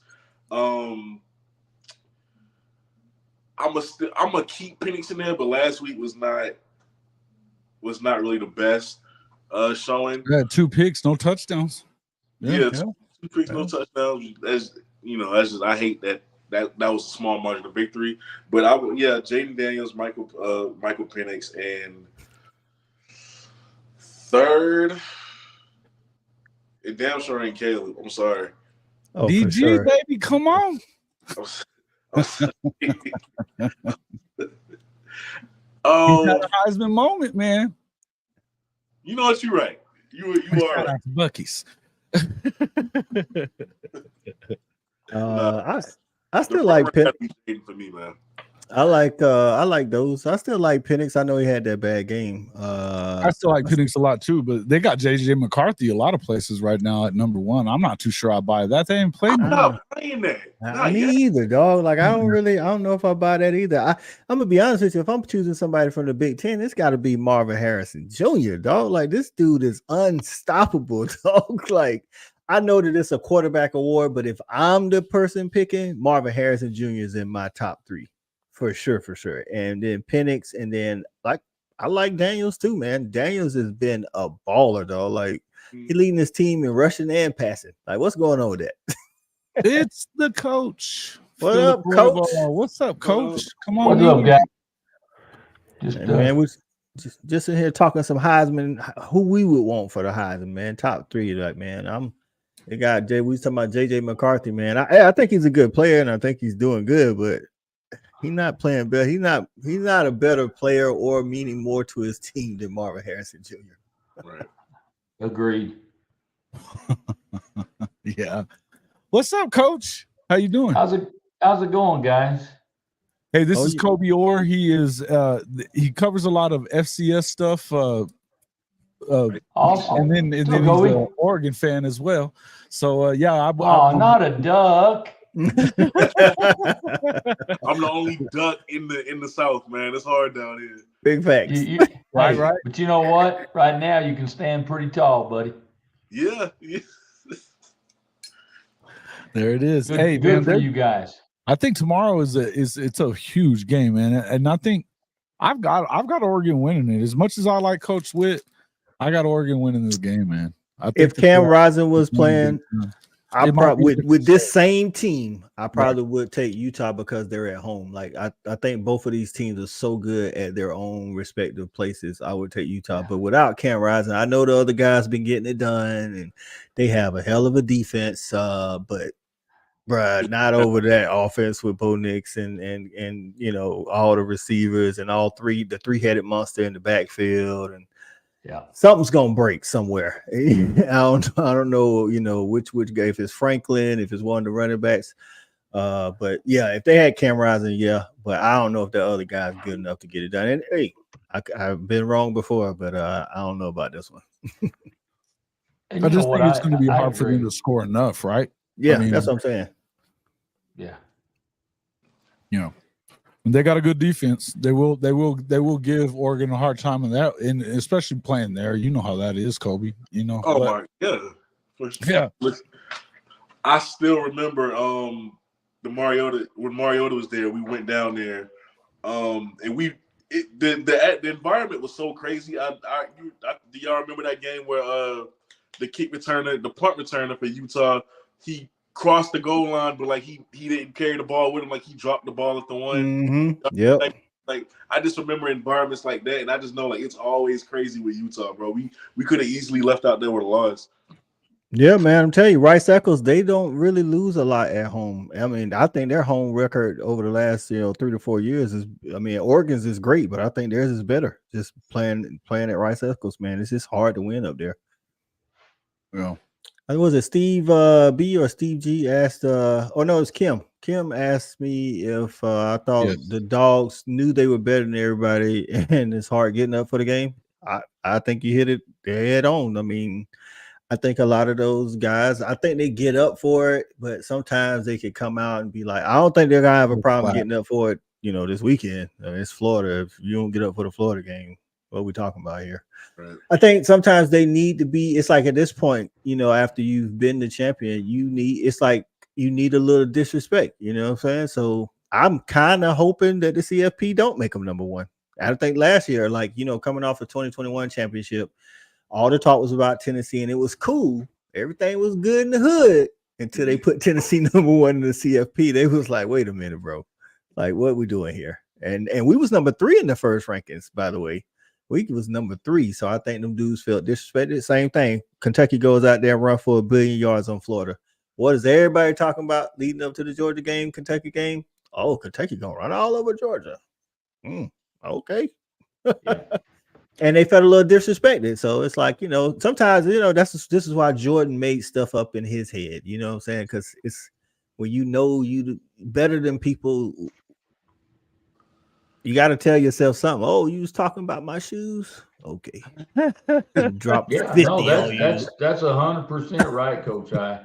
You gotta create that. There's got to be a little tension there. Yeah, and it's got to be created because again, that's why nobody else is three-peated, guys, is because That's right. you become the king of the hill, and you know what? The king of the hill becomes complacent. And so you've got to create some inner tension. And I couldn't agree with you more, Coach. If they put Georgia at number 3, you know, golly, that would light a fire under their ass. Yeah. And right now we know they need that. We know they got the best team. All of us in this room know they got the best team, but they're not playing that way all the time. I mean, they turn it on when they got to. And we all know, shit, there's times that you know you're the best team and you turn it on when you got to, but there's also those times when, you know what, when you try to turn it back on, it don't come on. The engine don't start. Yeah. And they've been playing with that fire a little bit. I think so. What's crazy is not just Georgia fans, but the nation has gotten so used to Georgia dominating the way that they do. That we are, like we talked about on Respect the Hedges and a little bit last night, how we're top 6 in defense. And we was like on Respect the Hedges, we was like, yeah, we're doing pretty good. Like pretty good. Top 6, and we're saying they're pretty good. Pretty good. Because we're used to Georgia being the number 1 or number 2 defense. Offensively, you know, we ain't beating people but like, you know, 24 points a game. You know, we beat people by 24 points a game. It's okay. It's okay. You know, Carson Beck's only top 5 in passing. You know, it's like he's like Carson Beck ain't got it together yet. You know what I'm saying? Like, you ain't heard me badmouthing Georgia once. No, you actually been saying more good things than I have. Yeah. But that's what I'm saying. You get used to it. Just think about how we was with Bama after Bama won their back-to-back. We was like, you know, if Bama went out and only beat somebody by 17, we was like, man, what was wrong with Bama today? They only beat, you know, Arkansas by 17. Like, well, and you guys think about this. We as the fans think that way. What in the hell do you think the kids are thinking? Right. Listen, they're thinking the same way. Probably could be even worse. Exactly. Hey, man, I'd say it. I've been saying it for the past couple of weeks and I said it all year. Yeah. We got 2. Hey, man, I don't care if we win every game for the rest of the season by 1. I don't care if we playing the Sisters of the Poor and we win by 1. As long as we in the playoffs and we get a chance at the 3-peat and W we win. is a W at this point. Ask OU. Listen, man, 5 years from now, if we was to win 3-peat, literally nobody's going to be talking about the schedule. I got him rolling again, Coach I. I know it, man. Shout out to Neilio, man. Shout out to Neilio. Great stuff. Keep up the great work. Thank you so much, Neilio from KC Mo, our boy, K-State fan. We appreciate it, man. We appreciate it. Tell you what, bro. Cowpoke, we'll do that next week when it's Bedlam week. We'll let you hop in here, and we'll even let you kind of jump in with Cody if you want to, and you guys can come up against us if you want to. Y'all gonna get drugged. You do know this, right? I'm gonna be eating my popcorn, tuned in. I'm gonna sit back and kick my legs up on that one. Yeah, like I told him, Coach, before you came on, I was like, next week, I normally come on once or twice a week. I say next week is Bedlam week. I'm gonna have to be in the comments for them. I'm gonna have to be eating the popcorn, man. Pre-Bedlam. Hey, I don't want to talk too much about Bedlam just yet because of the fact that, hey, man, it's gonna be. Look, they need to win this weekend, and then we'll put our focus on Bedlam. That's what I want. I want Oklahoma State to win this weekend. I want Oklahoma to win this weekend. You know, no loss versus 2 losses. Like it still means something. You know what I mean? So, because technically one of their losses is out of conference. So for them, I don't think they're gonna win. State. Yeah, I don't think they're gonna beat Oklahoma. But 27 at home. If they were to go into that game with the same, you know, like I say, both of y'all win, then the winner of that game comes out on top. I'm just saying in the Big 12 race. That's all I'm saying. Yeah, listen, I think, you know, really, if I just don't see anything it happens, I really feel like Oklahoma State has played a lot better than I've given them credit for. The last couple of weeks. Absolutely. After the Alabama State game, and then they lost to Iowa State. I still think Iowa State is probably, I think they're better than K-State because I don't trust K-State at all. Now, this new quarterback of theirs has been pretty good. But they're playing better the last 2 weeks when their damn head coach decided to come to work. Oklahoma State, yeah. Jesus. Yeah, for the first time. And he admitted it was for the first time in what, 10 years? Come on, man. Jason, 3-15. How does any coach have a job with that record against their only rival? That's a great question. It's a great $1 million question. It's also, you can say they also have 3 wins against winning Power 5 programs out of conference too. 3. They were 8-5 and 7-6. Those teams were, and they are against 10-win teams no matter what. Listen, man. That could only happen. I honestly, it's not even shot at Oklahoma State, but 13 and 33 against 10-win teams. 3-15 against your in-state rival could only happen at Oklahoma State, bro. Because I'm gonna tell you, like, you get fired at Georgia for stuff like that. Just ask that game much fun, but yeah, and I gotta give. I just hope y'all bring a football team. He is not a Gundy guy at all. Good. I like that. That's why I just hope they show up for the game. Oh, Calpo don't like Gundy? No. That's why that's why we allow him to hang around here. Calpo's my kind of guy, brother. Cody shows up. Oh man, that's messed up. Hey, there ain't I got to tell you. Towards the end, I think Cody and Calpo might be the only guys that'll talk to me from Oklahoma State. I got to tell you. Because the rest of them hate my ass by a lot. I can tell you the last 3 to 5 years, not every Dog fan was a Mark Richt fan. The last 3 to 5 years, for sure. Right. A lot of them was like, it's time to go. It's time to go. Well, whether it was true or not, it was different than what this is. This dude talks dumb shit and well, they didn't like it because Mark Richt seemed like, he was definitely softer in his Mark Richt wasn't tenure. 3-15 against freaking Florida. No. Oh, yes, he was. He was 3-12, my bad. But they're not, but technically, they're not our in-state rival. He was much better against Georgia Tech. Yeah. And not for nothing, the guys before Mark Richt weren't doing too hot against Florida either. But Kirby, on the other hand, changed the game. And also like Georgia has, technically Florida and Georgia Tech are the rivals. Then you got Auburn. And then you got Tennessee. So if you think about Auburn, Tennessee, and Georgia Tech, Mark Richt had a glowing record against those 3. So when you're doing that, you can allow some cocktail party losses. Facts. You know what I'm saying? So yeah, but not that many. Well, but this is the thing. As bad as the record was against, what I'm saying is, as bad as the record was against Florida, like he's 15, like I said, he was 3-12 from what I can remember. He was like 12-3 versus Auburn. He was like, you know what I'm saying, like 10-4 or 10 like whatever it was against Tennessee, and probably like 13-2 against Georgia Tech, that type of stuff. Yeah, and making it to the SEC championship with 2. That's another thing. Like Gundy's losing to y'all at this kind of clip, not beating anybody else at that clip, and not making it to the Big 12 championship. All of those things Mark Richt had. Mark Richt has, conference championships, BCS bowl appearances, and beating other rivals. So, yeah. Listen, I get it, and I think Mark's a better coach than Gundy is in my eyes.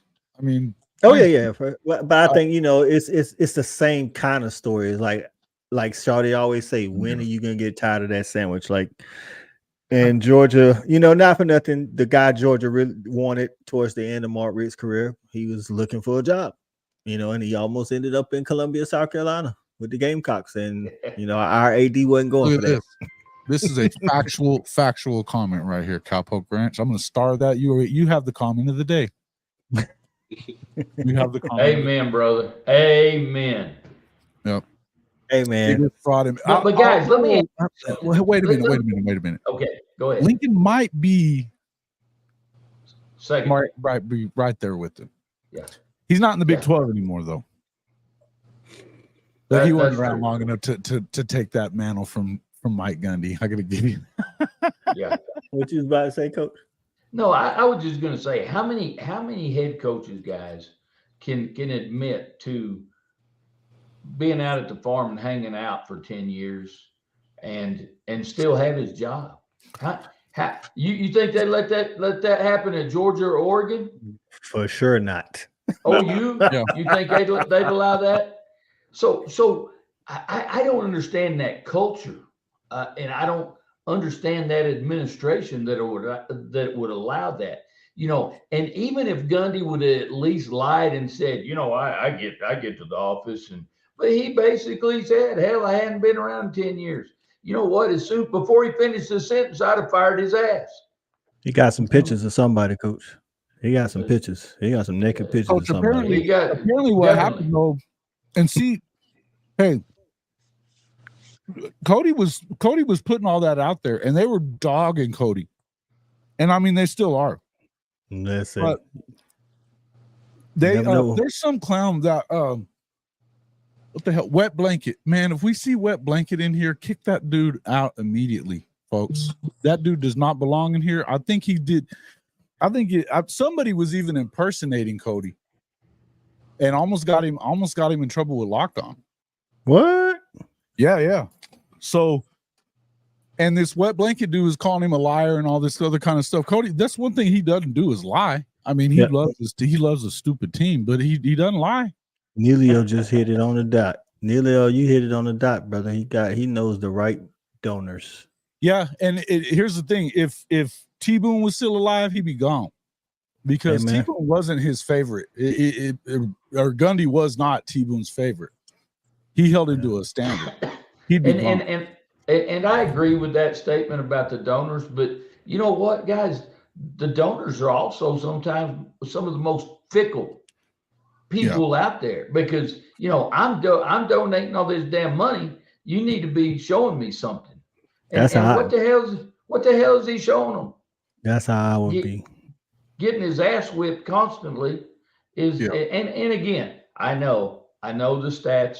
He's won a lot of games, but again, the question mark is who has he beat? And as a donor, are you satisfied with just beating those people? Listen, that's the whole point. Is that the other part of it is that the most success that success that they talk about all the time, the guys that are the apologists for him, number 2 behind OU in wins in the last 10 years in the conference. Okay, let's not forget that this has been the worst conference in the country out of Power Fives for a long time because they've had Texas has been god awful for freaking. They hadn't won a conference championship in 14 years. They've only played for one in 14 years. Okay. Nebraska left, Missouri left, A&M left. When Baylor and K-State got as many conference championships in Big 12 history as Texas, I mean, and I'm not hating on K-State. I think that they had an amazing program. Look, they've done more with less than anybody else. So, but like Baylor, come on, man. And they've had some good coaches at Baylor too. But the truth of it is, those guys are not supposed to have as many conference championships as Texas. I'm sorry, they're not. But that just tells you how bad the Big 12's been. But talking about donors, that's a friggin' place you don't want to go and be the head coach, in my opinion, because the donors run that show. And again, you know what? You don't win right now, although they've hung in there with Sark. But they're usually pretty fickle too at Texas. Guys in and out of there. They usually give them 4 years, but it'll be 4 and gone. I don't know if you can afford to if they stumble down the stretch and lose 4 games and don't win 10 again and get into the conference championship. I think you gotta fire him, don't you? Well, you're asking the wrong guy because I'd have already done it. I don't know though. I think they want to see what they can do with Manning at some point. We'll see. Yeah, and Bill Snyder, dude's a legend, man. Dude's a legend. Oh yeah, Bill Snyder was that dude at Kansas State. He was incredible. Yeah.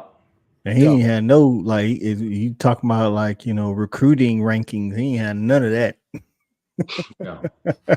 He was still winning, though. He was still winning. So, yeah. When he said last year, because he decided not to go to Oklahoma because of that was when Aikman was there, and then that's when Jamel Holloway got the job, and he was the number one. I mean, you know, and Gundy was a passer. He wasn't an option, dude. So he took but he was like, but if I had gone to Oklahoma like they wanted me to, he goes, I'd probably be the head coach at Oklahoma right now. Your ass, dude. You can lose like that. You can't lose like that, bro. Oklahoma cares about wins and losses. You know, they'll run your ass off for that shit. They will run your ass off for that shit when it's like, you know, losing. You can't be. If I could imagine it in 5 games, just say you made it five years at Oklahoma without winning something significant, but you only had like 2 wins in the Red River. That's enough. You got to go. 2 out of 5, you got to go, bro. You got to go. Shouldn't it be that way? I mean, if you have a championship mindset, then yeah, it should. Yeah, it has to be exactly. That way.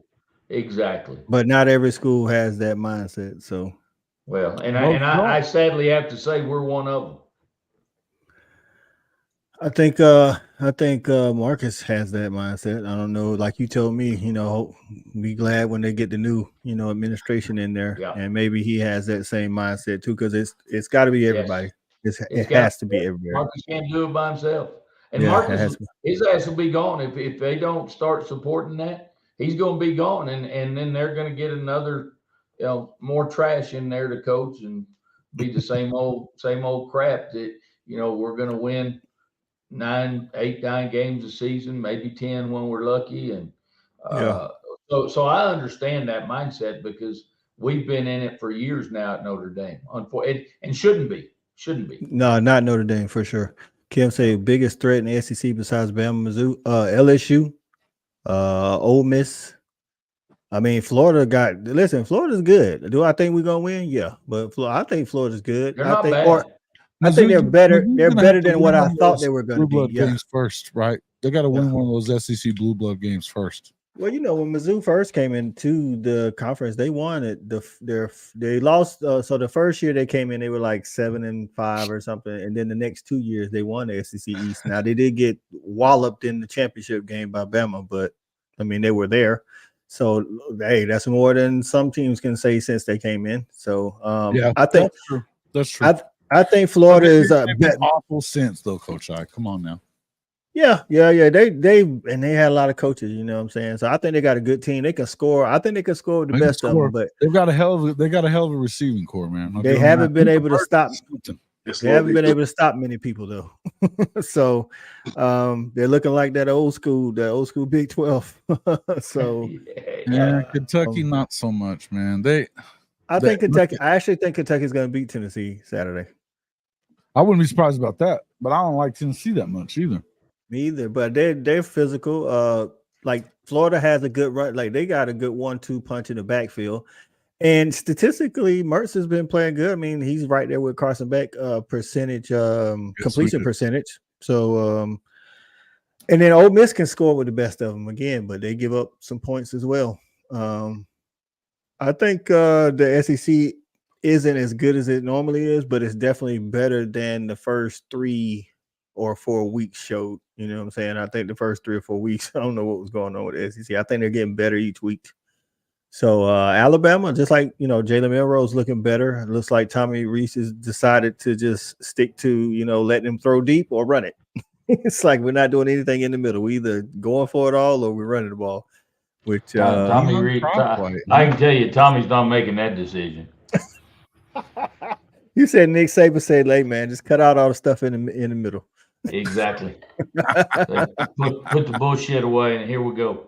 Yeah, it's gonna be interesting coming down. Like I said, I think it's more likely that you have 5 one-loss conference champions than it is 5 undefeated conference champions. But if there is a year that can happen, it'll be this year.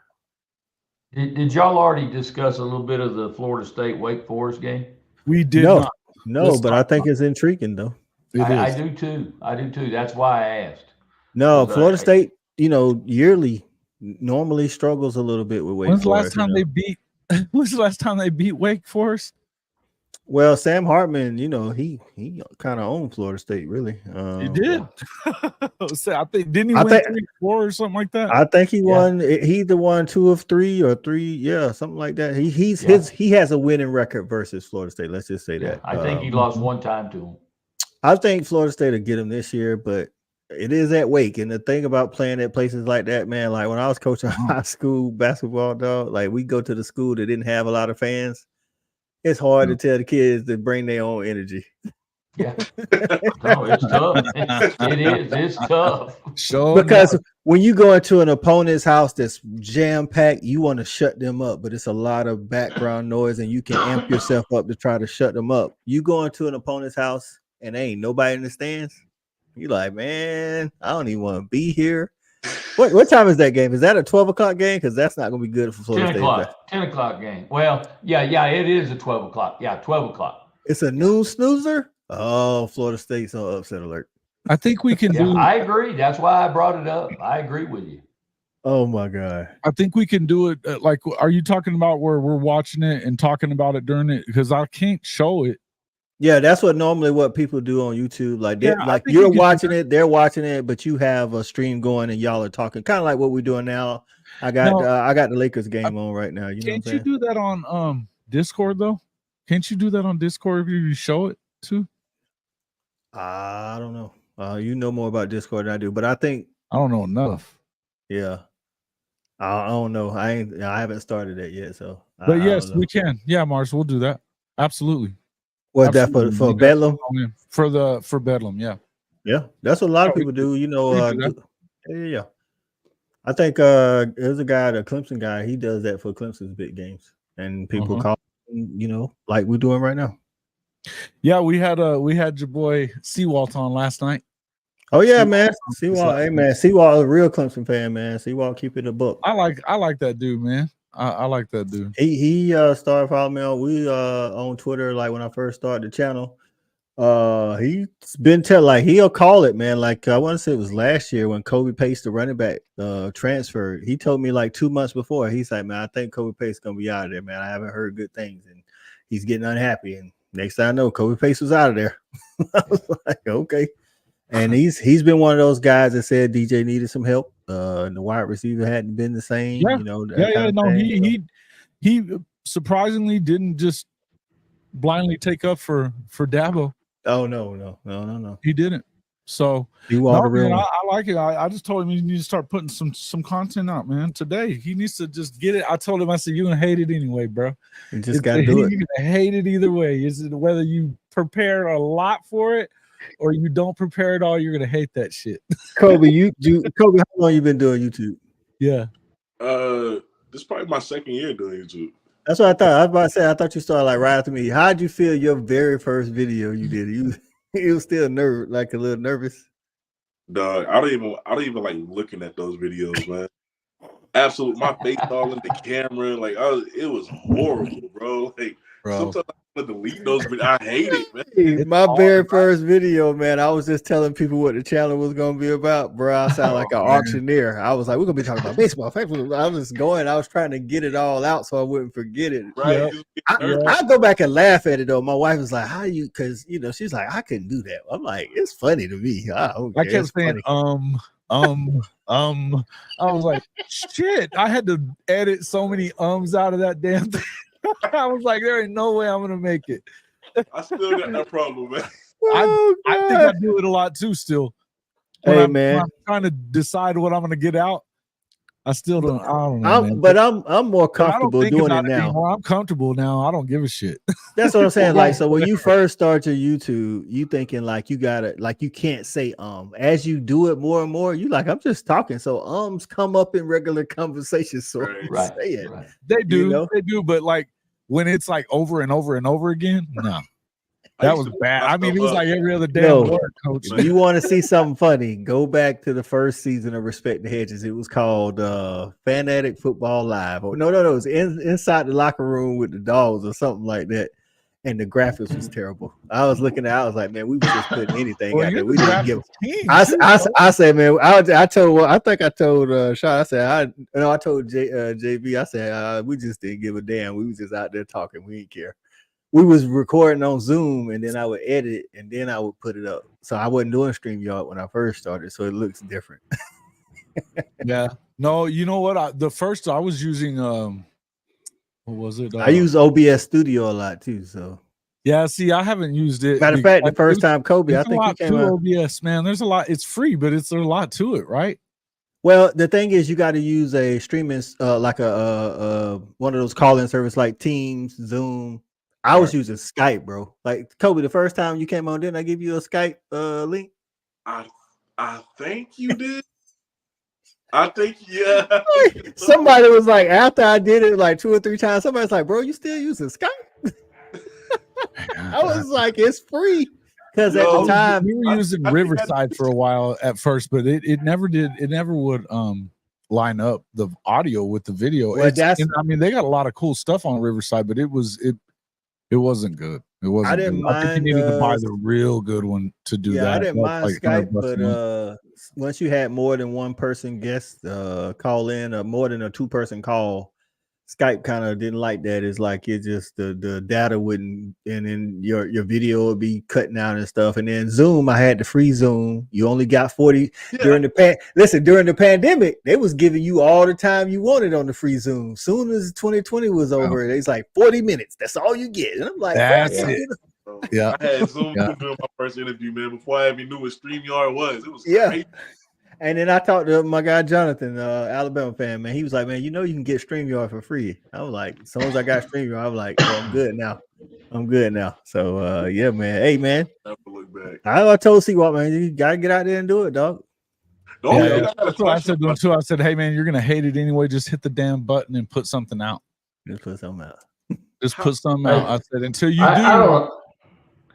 I don't know what the hell y'all are talking about. I didn't have any issues at all. True that. He was saying, well, I sound so country though. And I was like, so does everybody that's gonna watch your ass.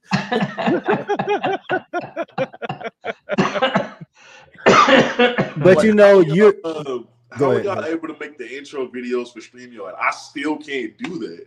Like, it'll always say you need to convert it to an MP4 file. And I'm like, well, now now they actually, so the moving background like Jason got now. When I first told Jason about it, you had to make a video, a GIF. Go ahead. Sooner Lemon, thank you again for the other super chat. Where do you think OU will finish this year? Also, what do y'all think about Colorado now? I think OU is going to win the Big 12, and I think Colorado's doing great for their first year. I think their early success changed the goalposts. Yeah, I think the early success changes the goalposts for a lot of people. So now when they lose, they're like, "Oh, Colorado sucks." Like, no, Colorado is a first year. They're a first year team, dog. I don't care what nobody said. They're literally a first year team. So I mean, I said they wouldn't win more than 4. I actually got a bet with Shawty. And I think Shawty's going to win the bet because I think they're going to get to 6-6, and I owe them a bottle of tequila. But at the beginning of the year, I mean, I said they wasn't going to win more than 4. And once they start winning, especially when they beat TCU at TCU, people was like, oh, okay. But then they got blasted by Oregon. I'm like, Oregon's a better team. They was going to do a lot of people like that. Like, that's not just Colorado, dog. But once you... Most of the country was just tuning in for Prime, so they don't even know that Oregon was literally supposed to do that to Colorado. So that they just looked at Prime and was like, "Oh man, and when they went and stomped on the freaking O logo, that was stupid." Yeah, it gave the players a little stupid. Like I said, disrespect. Sometimes players need a little disrespect, and once you disrespect them, you know what I'm saying. That's how it is, man. But I think that's what happened. But I think Colorado finishes at least 6-6. I think they go bowling. I do too. I think Deion should be up for Coach of the Year if they go bowling. That's all I'm saying. Absolutely, no doubt. Listen, they won one game last year, bro. One. One. That's what I'm saying. One. I'll be honest with you. If they go 4-8, they still have had a massive because That's again 300% improvement. Listen, and they got blasted by Oregon, but they could have won the USC game. Let's not. And they was up 29 on Stanford. I get Stanford's not. I don't think Stanford is a better team than them. They were that night, but. I mean, come on, man. What we talking about here? Like, again, this is a first-year team, man. These guys literally haven't even played a full season together. So I think personally, Colorado's right, on track to, to do what I thought he was going to do. Better, actually. Bottle of cheap tequila, some good stuff. Oh no, I'm gonna get it. Listen, I'm a tequila guy. He's a tequila guy. We don't do cheap tequila around here. I like tequila. No. So you can't do cheap tequila. That make you want to kill somebody, man. No, this is liable to just. Nah, I wouldn't do my guy tequila, like that, bro. My pops used to tell me, man, hey, you gotta quit drinking that tequila, man. I'll probably get him a bottle of Tres Generaciones, man. Some of that good, some good Tres Generaciones Reposado. Yeah. What's up, man? What's up, chicken? What up, chicken in the house? Hey, and Wilkerson, yeah, I know you country. That's all right though. Hey, listen, I like country. It's all good. It's all good. We're from this area, bro. Yeah. All good. Oh, Elio, calm down, bro. That bet wasn't worth the Don now. Ooh, the Don Julio. Hey, I like Don Julio. It's a little pricey though. It is a little pricey. Hey, that's Dawn, not Don. Listen, I'm gonna tell you, when it comes to just like straight out taste, smoothness, no hangover, none of that stuff, there isn't a better tequila than Don Julio. I gotta tell you, there's a lot of good ones, but I gotta tell you, there is. There's one, and it's actually pretty cheap. What is it? If you can find, it's called 30-30. It looks like a little brown jug. It is freaking unbelievably good. Unbelievable. Yep. I haven't tasted that one, but I get it. I used to get it at this liquor store in Vegas all the time. But I think you would probably find it. Yeah. Hey man, don't get me started. America. I can talk tequila all night now. Yeah. Do it. We could have a tequila and cigar show or something like that one of these nights. That'd be all right. Yeah. I know. I'm in, baby. Y'all liable to see Jason act a fool, but Wobble good chicken, but it ain't done. It ain't done. That is in my opinion. Wobble's good, but it ain't done. Wobble. Yeah, it ain't done. Good, it's pretty good though. I'm gonna tell you who was surprisingly good. There's a lot of really good ones though. I mean, it's a lot of really good tequila these days. If you're still drinking Jose Cuervo, what the hell's the matter with you? Then you don't really know that about tequila. Yeah. So it's not a friend of mine. You and Nilo say he down for a tequila and cigar. I don't smoke cigars, but I'll drink some tequila for you on the show. But Jay-Z's was it Sincora? Is that what it's called? I haven't tried it, man. I haven't tried it. Don't. It's $100 a bottle for some trash. LeBron's it's like Puffy's freaking vodka. Shitty. Hold up, man. You don't like Ciroc? No. It's not my favorite, but I like it. It's not my favorite. But LeBron's and Kevin Hart. I'm a Grey Goose or Stoley's guy. Man, it's got to be Grey Goose or Kettle one for me. But Kettle's good Grey too. Goose. LeBron and Kevin Hart's tequila, surprisingly good and affordable.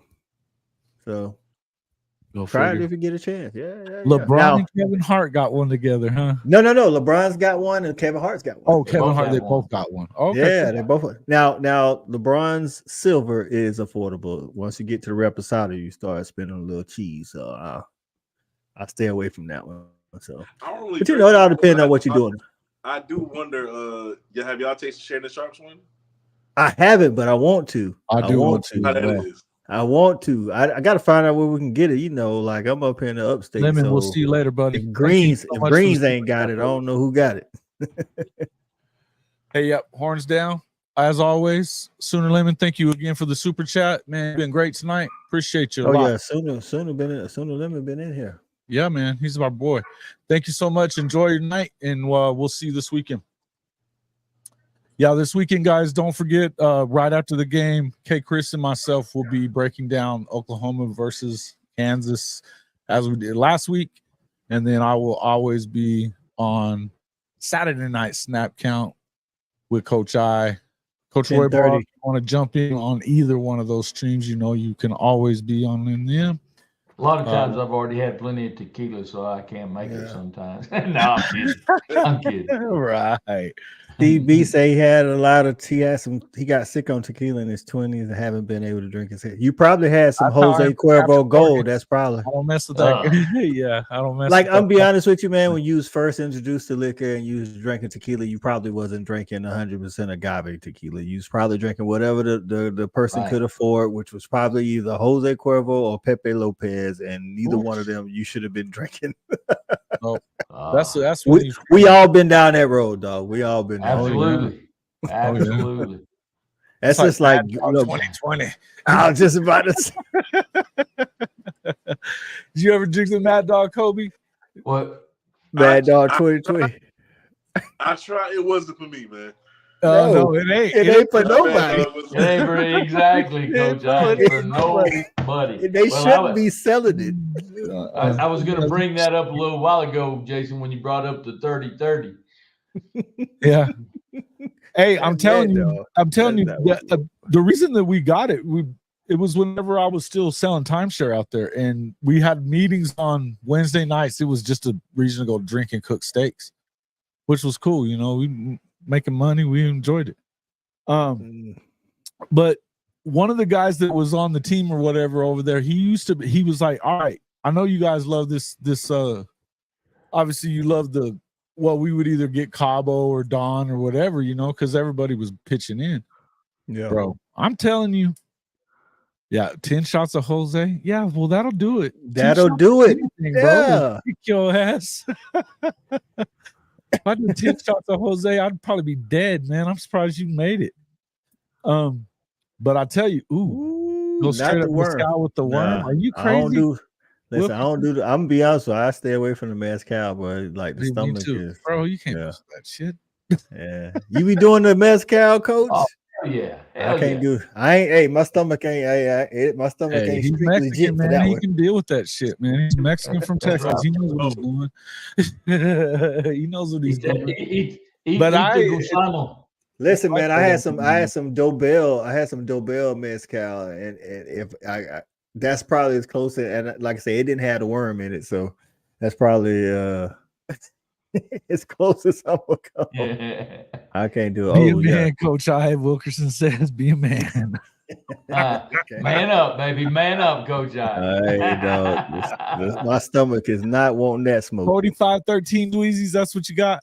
Everybody drop their score predictions. What's the line on the game? What's the line on the game? It is, I want to say 10 Oklahoma. That's it. 10 or 12 on the road. That would be 2 scores. Yeah. Because 3 for the home team. Yeah. You're right. I want to see. Let me see real quick. The spread. Here we go. FanDuel has y'all. I don't know what they need to know. Here we go. It's gonna be on Fox. Y'all playing the noon snoozer. 10. I think it is. Like you said, 10. 10. That's what I had. I got the noon snoozer too. 9.5 on 9.5 on freaking MGM. I would probably says 38-24. If it's raining, I can definitely see that score. If it's raining. If it's raining, I can see it being in the 20s. Depends, but I think the last forecast I looked at, they were talking about like 1 o'clock is when it's going to start. So it'll be almost over by then. What's your score prediction for Oregon, Utah, Kobe? Kobe, yeah, let's do that. Oregon, Utah. What do you got? I'm gonna go 38. 38-21. Okay. 38. I think Dogs and Florida. Dolls in Florida. My score was 38-13. Okay. 38-13. Wilkerson has 43-20 for the Dogs. I'll take it, Wilkerson. I'll take it. I could see it. W's and L's. That's all we care about now, baby. True enough. Hey, 1-0. Somebody said on the last stream that I did with Chris earlier, They wouldn't even give the. They didn't even give. Is Hank? I think he just said 1-0. 1-0. Where is You know, Hank? and that's the thing, guys. At this point of the season, it doesn't make a shit what the score Don't is. make a shit. At this point of the season, you just it doesn't matter who you played. It doesn't matter what the score is. You just got to win the ball game. That's it at this juncture. Yep. Forecast to be absolutely lousy on Saturday in case. It says here partly cloudy in the morning in Lawrence, Kansas, and then raining later in the day. So you guys might not even get a lot of that rain. Hope not. Let's see. Hey, did I see a Florida 52? Yeah, he's healthy, isn't he? Is he healthy, Coach? He's still hurt, is he? Oh yeah, for sure. Yeah. Okay. Oh yeah, Carson Beck ready, baby. Did I see a Florida 52 points? Oh yeah, somebody said Florida 52. Go back up. Somebody said Florida 52, Georgia 3. Chicken. Chicken. You already drinking tequila? Yeah, he drinking. You're fixing. Chicken's about to eat the worm. It's because Coach I picked Texas as wise. So. Yeah. Still. Hey, I at least showed y'all some respect when I picked Texas. I said 31-30. Fair. That's fair. Yeah, he said 31-30. Chicken. He's still on that. Hey, I love it. He's so funny, dude. I love it. I love it. Watching the news, and yes, I predict 1-0. Hank says. I knew it. I knew that's where he was coming. Oregon State has Cal this week, right? Oregon State. No, Cal is USC. Oregon State's got a good one this weekend. Hold on. They got Arizona. We got Arizona. Arizona. Yes. Arizona's been good. On the road. Pac-12. That could be a tough one. On the road, man. That could be another tough one, guys. They should have beaten SC too. They should have beaten if it wasn't for Caleb. Well, Caleb tied, man. Caleb tied. Hey, so I saw somebody. He's tired. Tired, boss. I saw somebody posted earlier. Do you think that the top 6 will stay this way till we get to the playoffs? No. Well, Michigan and Ohio State have to play each other. Exactly. And then again. So do y'all think Ohio State will fall out of the top 4? That's what I've been saying that all year, but if they lose to Michigan, I think so. I'm not a big believer in Ryan Day. So and well, the thing is, 2 years straight we've been seeing Michigan absolutely dominate them. So until I see it, but you know, it is his daddy. But you know what, guys? There's a lot of background noise in Michigan right now that always takes a toll. It does. Background noise. It does. And they play Penn State up here coming up soon. Like not this weekend. I think next weekend they play Penn State. And you got a lot of distractions and people worried about other stuff. Michigan's in a lot of trouble. Hey, look, I think that it's much ado about nothing. But they're making it about something. But they're gonna make it stick. NCAA wants his ass. They want his head on the spit. Listen, if nothing else, worst case scenario, or best case, the guy that did the Connor guy, he's gone. He's whatever's happening. That's the sacrificial lamb. That's already. But I think they're going to throw the book at them though. I think they're screwed, and I wouldn't be surprised if the Big Ten took action because it takes the NCAA forever. Yeah, and they're all pissy about it. Real mad.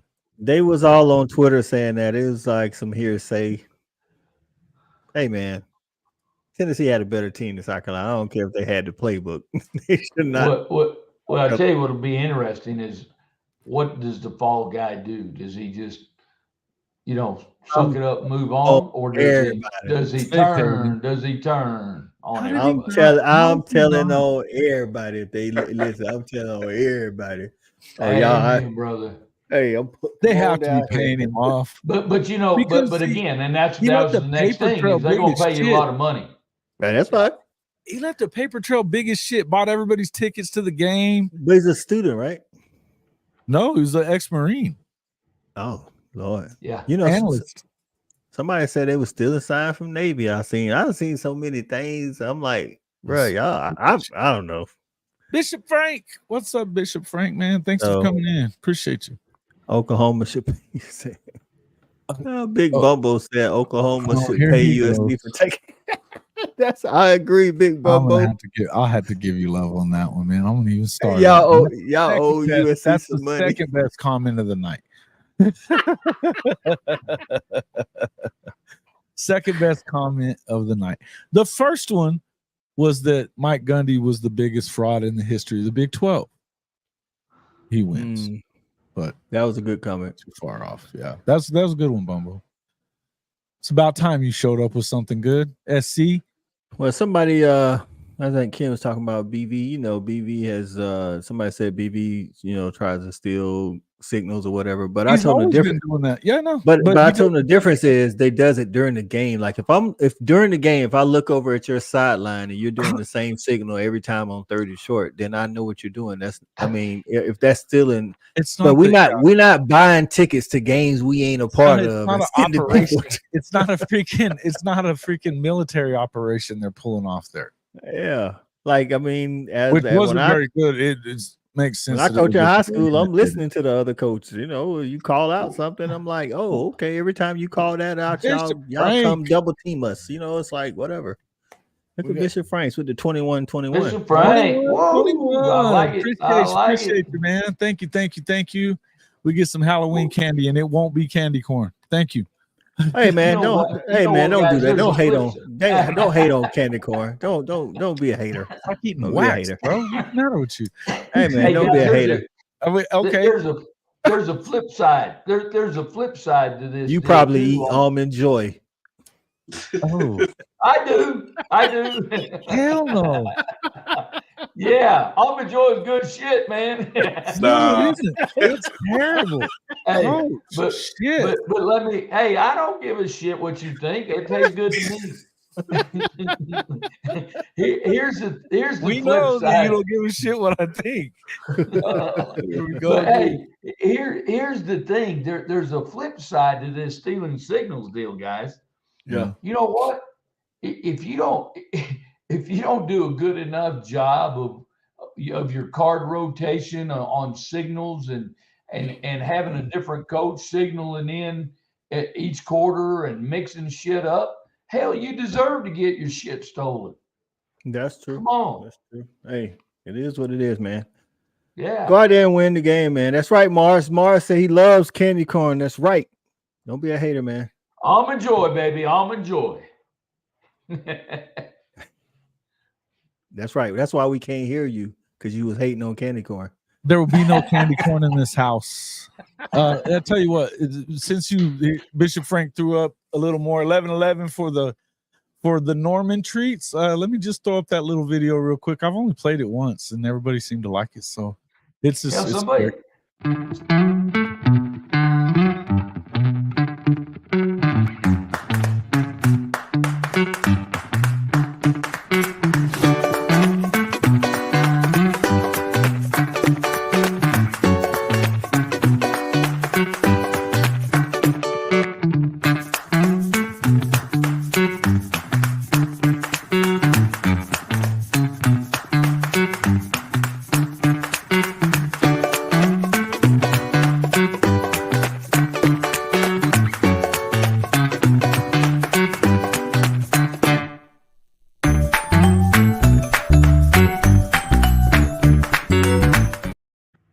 That's enough of that.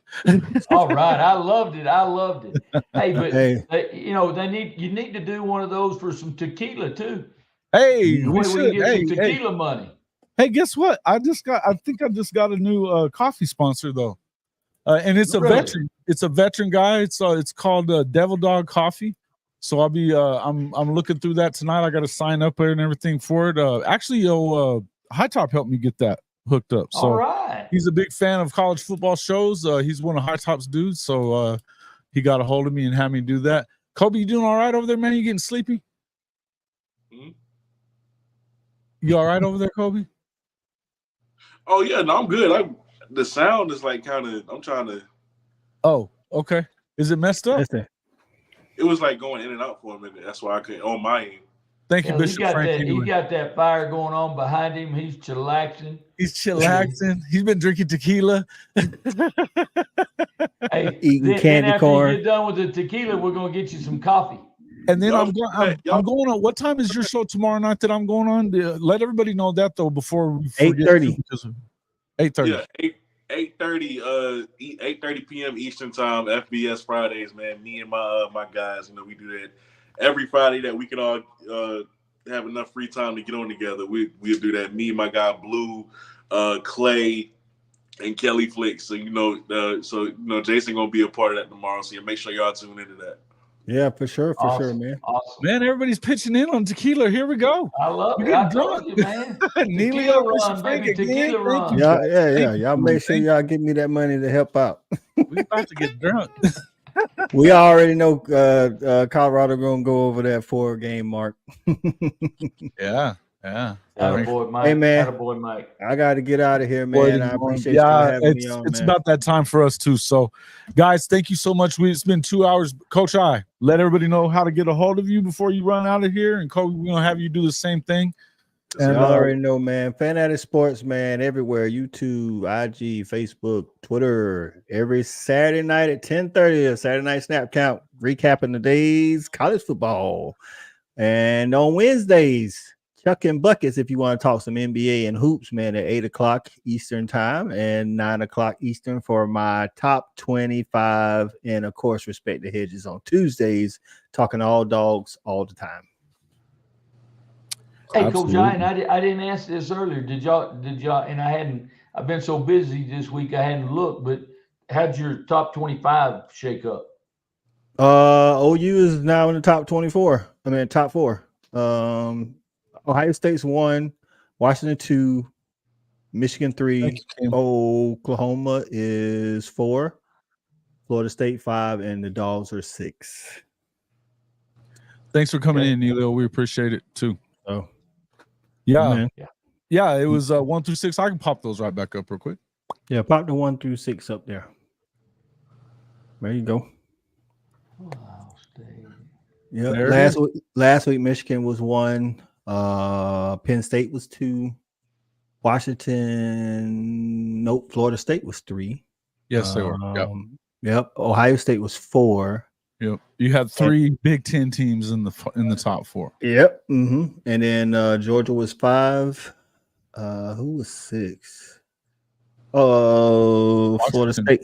No, Washington. Washington was 6. Washington was 6. Right. North Carolina was 7, and OU was 8. And then last weekend happened, and we started adding in the top 25 wins. So they are Texas is who I think they're number 8, 7 now. Yeah, 7. They had the top 25 win over Bama. Yep. Number 7. Yeah. Thanks, guys, for again and Kobe. As we said, I'll be on FBS Fridays tomorrow with you. But tell everybody how to find you on your day. On YouTube, man, the Blitz City podcast. Blitz City. The word Blitz and the word City together is just one word, Blitz City podcast. That's where y'all can find me every Friday. Me and my guys, we do FBS Fridays where we talk about FBS football because, of course, my channel is mainly HBCU FCS. So FBS, we talk that every Friday, 8:30 p.m. Eastern time.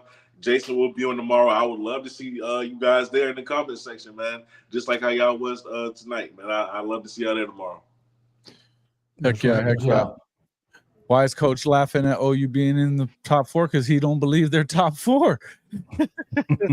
Get him, guys. Get him. Hey, Kobe, we appreciate you guys coming in. Coach, same with you. Guys, hey, you didn't ask where they could find me. They know where to find your ass, Coach. They can find me down at Roy Ball's Bar and Grill and having some Don Julio. With some candy corn.